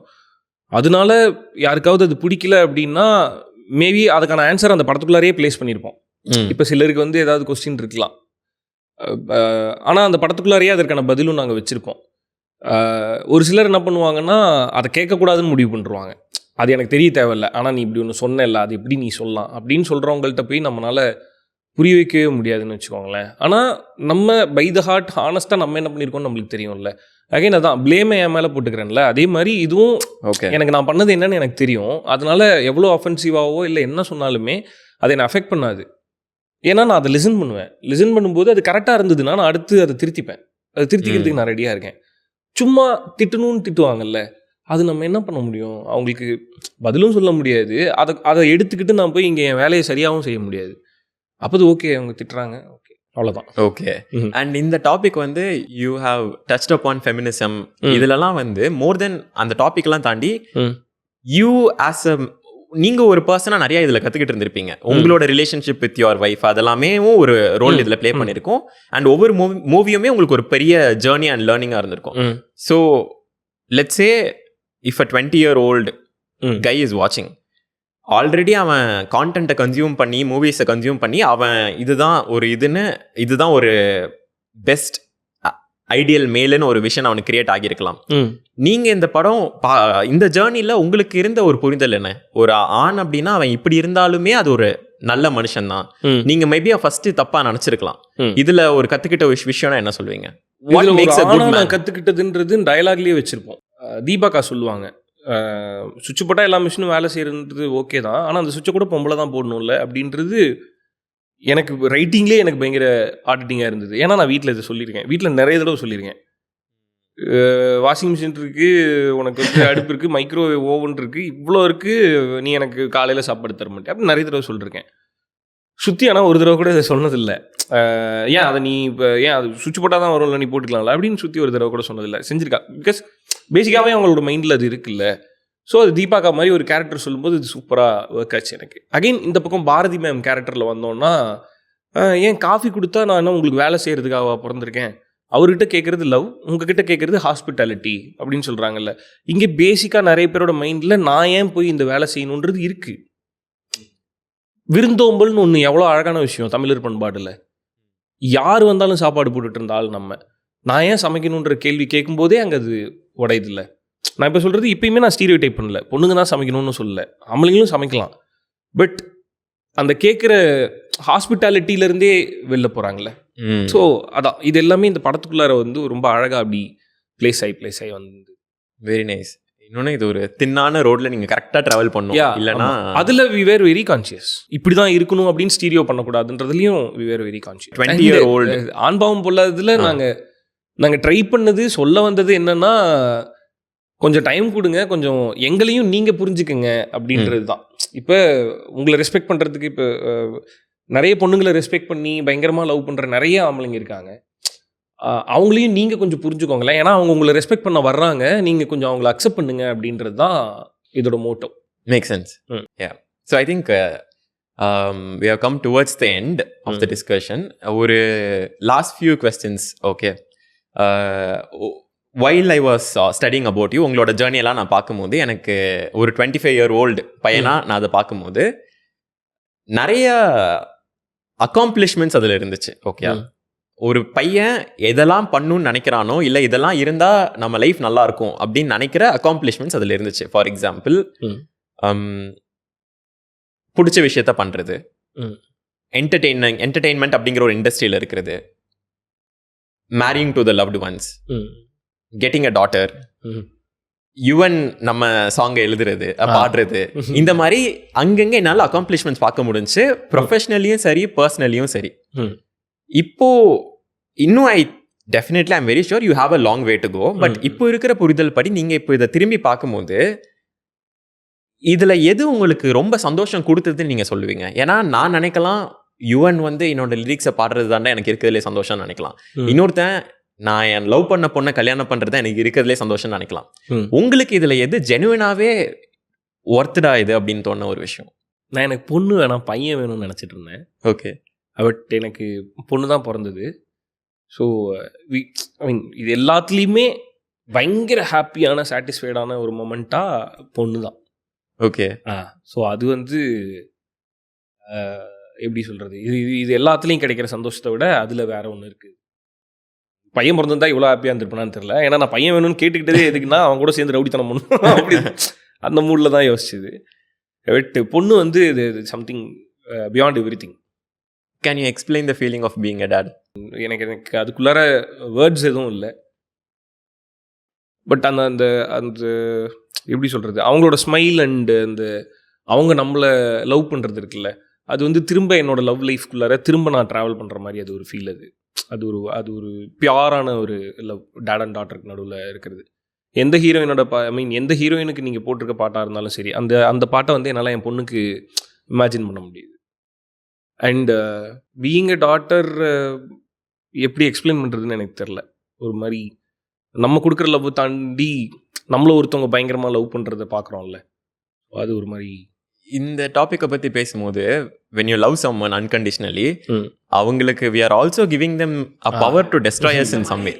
இப்போ அந்த மாதிரி உங்கள் லைஃப்பில் இன்னொரு பர்சன் இப்போ ஆட் ஆகியிருக்காங்க இல்லையா? இப்போ யுவர் டாட்டர் லைட்டாக அவங்க மூஞ்ச சுழிச்சா கூட உங்களோட டே அஃபெக்ட் ஆகிறது அளவுக்கு பவர் அவங்க கிட்டே இருக்குது. So how does that make you feel? இன்னொரு பர்சன் இப்போ இருக்காங்க, அந்த ஒரு பயம் இருக்குமா? சரி நம்ம பொண்ணு இந்த மாதிரி ஆகிடக்கூடாது அப்படி எப்படிலாம் ஒரு பேரண்டா இருந்திருக்கு. வீட்டுக்குள்ளார போனோடனேயுமே அவங்க இப்போ 5 வயசு தாண்டிட்டாங்க, எல்லாத்தையுமே சென்ஸ் பண்ணுறாங்க, வீட்டுக்குள்ளார நடக்கிற எல்லாத்தையுமே சென்ஸ் பண்ணுறாங்க. ஸோ அப்படிங்கும்போது எனக்கு ஒரு பயம் கிரியேட் ஆகுது.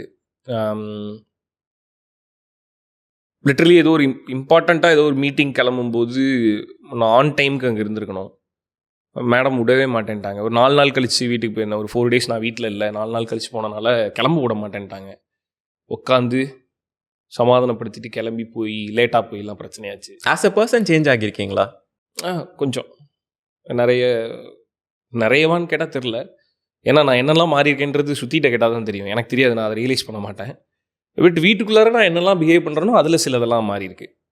அதில் சில விஷயம்லாம் வீட்டுக்குள்ளார ரித்தி இருக்கா, ஓகே நம்ம இதெல்லாம் பண்ணக்கூடாது, இதெல்லாம் கரெக்டாக இருக்கணும் அப்படின்றது எனக்கு ஓகே. சேஞ்ச் ஆயிருக்கு. அண்ட் உங்களோட ஜேர்னியில் இன்னுமே you still have a long way to go. இன்னும் நிறைய படம் நீங்கள் பண்ணுவீங்க. மூவிங் ஆன், ஒரு 15 இயர்ஸ்க்கு அப்புறம் பீப்புள் உங்களை எதுக்காக ஞாபகம் வைக்கணும்னு நினைக்கிறீங்க? அண்ட் எஸ்பெஷலி எதுக்காக அவங்க உங்களை ஞாபகம் வச்சுக்க கூடாதுன்னு நினைக்கிறீங்க? ஒரு 15 இயர்ஸ்க்கு அப்புறம் ஞாபகம் வச்சுக்கணும் அப்படின்னா, ideally in an ideal world ம் இப்படி இருந்தா ம் ரியோ வில் பி ஹாப்பி. தெரியலையே. நான் ஹாப்பியாக இருப்பேன்னா நான் என்ன இப்போ 3 டைரக்டர் டைரக்ட் பண்ணிட்டானுங்க. என்னோட டீமில் இன்னும் நிறைய பேர் இருக்காங்க. ஸோ அந்த மாதிரி நிறைய பேர் வரணும். பட் பீப்புளோட பர்செப்ஷன் ஒன்று உங்கள் மேலே ஒரு இருக்கும்ல. ஸோ 15 வருஷத்துக்கு அப்புறம் ரியோ ஒரு நல்ல ஆக்டர், இல்லை ரியோ ஒரு நல்ல மனுஷன், இல்லை ரியோனாலே ஒரு ரொம்ப ஒரு ஸ்போர்ட்டிவான ஒரு பர்சன், அந்த மாதிரி பீப்புளோட பர்செப்ஷன் உங்கள் மேலே எந்த மாதிரி கிரியேட் பண்ணணும்? நல்ல ஆக்டர்னு சொல்லிட்டாங்கன்னாவே இப்போ ஒரு நல்ல பெர்ஃபார்மர் அப்படின்னு. நல்ல பெர்ஃபார்மர். ஸோ செம்ம பெர்ஃபார்மர் அப்படின்னு சொல்லிட்டாங்கன்னாவே. ஸ்டார்டமை ப்ரையாரிட்டைஸ் பண்ணுவீங்களா இல்லை பெர்ஃபார்மன்ஸை ப்ரையாரிட்டைஸ் பண்ணுவீங்க? நான் ஸ்டார்டம் ப்ரையாரிட்டைஸ் பண்ண மாட்டேன். நான் நிறைய இன்டர்வியூவில் சொல்லியிருக்கேன். அதுக்கு ஐ ஹேவ் அ ரீசன். எனக்கு எப்படி சொல்கிறது, என்னோட கோல் கம்ப்ளீட்டாக வேறையாக இருக்குது. ஸோ அதனால் ஸ்டார்டம் இது பண்ணல. ஐ மீன் அதுக்காக நான் அப்ரிஷியேஷனையோ இல்லை ஃபேன்ஸையோ இது பண்ணுறேன்லாம் கிடையாது. அதுதான் ஆப்வியஸ்லி ஃபியூவல், அதுதான் என்னை ஹாப்பியாக வச்சுருக்கு. அதுக்காக தான் நான் எஃபர்ட் போடுறேன், ஒர்க் பண்ணுறேன். பட் இந்த ஸ்டார்டம்னு சொல்லிட்டு அதுக்கு ஒரு க்ரைட்டீரியாஸ் இருக்குல்ல. இவ்வளோ அமௌண்ட்டில் படம் பண்ணணும், இந்த ஸ்டார் காஸ்ட்டில் படம் பண்ணணும், இப்படி ஒரு படம் பண்ணணும் அப்படின்னு, இது பண்ணால் தான் ஸ்டார் காஸ்ட்டுன்னு ஒரு க்ரைட்டீரியாஸ் வச்சுருக்காங்கல்ல. ஸோ அது எனக்கு அந்த மாதிரி ஒரு கதை அப்படி ஒன்று நடந்ததுன்னா okay, I can do that. But நான் அதுக்காக ஐ மீன் அதுக்காக நான் ஒர்க் பண்ணுறேன்னா அப்படின்னு கேட்டால் இல்லை. நான் ஒர்க் பண்ணுறது வேறு சில சாட்டிஸ்ஃபேக்ஷனுக்காக. ஓகே ஓகே ஐ மீன் சும்மா இவ்வளோ நேரம் நீங்கள் கேட்டிங்களா, நான் கேட்குறேன் ஸ்டார்டம்னா என்ன, எது ஸ்டார்டம்? ஓகே, இப்போ என்னோட பர்செப்ஷனில் நான் சொல்லணுன்னா, ஒரு ஆக்டர் நல்ல ரோல் ப்ளே பண்ணியிருக்காங்க அப்படின்னா அவங்க ஆக்டிங்கை அப்ரிஷியேட் பண்ணுறது he is a good actor, he is a versatile actor, ரொம்ப நல்லா ஆக்ட் பண்ணியிருக்காங்க அப்படிங்கிறது. பட் நான் ஸ்டார்டம்னு சொல்கிறது அந்த பர்சன் அப்பியர் ஆன உடனே அவங்களுக்குன்னு ஒரு ஹைப் கிரியேட் ஆகுறது. ஆக்டிங்கை தாண்டி he is the star there. His acting is not, his work is not the main character there. He is the main character. So அந்த ஒரு இதுதான் நான் ஸ்டார்டம் அப்படிங்கிற மாதிரி என்னோட டெஃபினேஷன்ல சொல்றேன். ஃப்ரேம்ல வந்தா போதும்ன்ற, ஃப்ரேம்ல வந்தாலே போதும், அந்த person is above everything. So eventually அந்த ஒரு இதுல போகணும் அப்படிங்கிற ஒரு இதை ப்ரையாரிட்டைஸ் பண்ணுவீங்களா? ஏன்னா இது ரெண்டுமே மியூச்சுவலி எக்ஸ்க்ளூசிவ். நீங்க இப்போ கேரக்டரை ப்ரையாரிட்டைஸ் பண்ணீங்கன்னா நாளைக்கே நீங்க பெரிய மெயின் கேரக்டராக தான் நாங்கள் இருக்கணும், இல்லை வேற ஒரு ரோலில் கூட நீங்கள் you should be okay to do that as well. ஒரு ஆக்டராக நீங்கள் இருக்கணும் அப்படின்னா கேரக்டரை ப்ரையாரிட்டைஸ் பண்ணிங்கன்னா, இல்லை நான் என்னோட இமேஜ் நான் ப்ரையாரிட்டைஸ் பண்ணுவேன்னா ஸ்டார்டம்ங்கிறது ஒரு ஓகே. ஸோ இப்போ நான் எனக்கு சாட்டிஸ்ஃபைடாக இருக்கக்கூடிய ரோல்ஸை நடித்து அது ஆடியன்ஸுக்கு சாட்டிஸ்ஃபைடாக இருக்க மாதிரியான ஒரு படமாக தான் அமையணும்னு நான் நினைக்கிறேன். இப்போ படம் பண்ணுறது யாருக்குன்னா ஆப்வியஸாக ஆடியன்ஸ்க்காக தான். ஸோ அவங்களுக்கு பிடிக்கிற மாதிரி ஒரு படம் பண்ணணும். ஸோ இது என்னோட மைண்டில் எப்படி இருக்குன்னா, இதெல்லாம் பண்ணி இந்த மாதிரிலாம் இருந்ததுன்னா இந்த படம் அவங்களுக்கு பிடிக்கும்னு எனக்கு தோணும்ல. ஸோ அதுக்குள்ளார தான் நான் ஒர்க் பண்ணிக்கிறேன், அதுக்குள்ளார தான் keep on working for it. So அப்படி ஒர்க் பண்ணும்போது அதுக்கு அவங்க எனக்கு ஸ்டார்டம் கொடுக்குறாங்கன்னா எனக்கு அது ஓகே. பட் நான் ஸ்டார்டமுக்காக இப்படி ஒன்று பண்ணிட்டு இருக்கேனா அப்படின்னு கேட்டால் இல்லை. Make sense. Okay, done. I think I'm done with my questions. Okay. And it was really nice getting to know you. Especially எனக்கு என்ன சில விஷயங்கள் நல்லா இருந்துச்சுன்னா, நீங்கள் ரொம்ப கான்சிக்வன்ஸ் பற்றி யோசிக்காத ஒரு பர்சன் நான் தெரிஞ்சுக்கிட்டேன். அண்ட் பெரிய எக்ஸ்பெக்டேஷனும் இல்லாமல் இருக்கணும்னு நீங்கள் நினைக்கிறீங்க எந்த ஒரு விஷயத்துலையும். அது நல்லா இருந்துச்சு.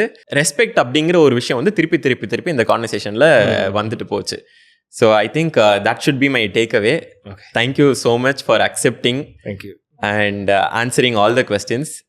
எவ்வளோ டிரெக்டாக, ஏன்னா நம்ம ஒரு ப்ரிப்பரேஷனில் எதுவுமே நான் உங்ககிட்ட சொல்லலை, இதுதான் நான் கேட்க போகிறேன் அப்படிலாம் எதுவுமே இல்லை. You are okay to come in front of the camera. எனக்கு அப்படி ஒர்க் ஆகாது. எனக்கு ப்ரிப்பேர் பண்ணி என்கிட்ட கொஸ்டின் முன்னாடி கொடுத்துட்டாங்கன்னா எனக்கு ஒர்க் ஆகாது. Okay, done. Anyways, thank you so much. Thanks for having me here.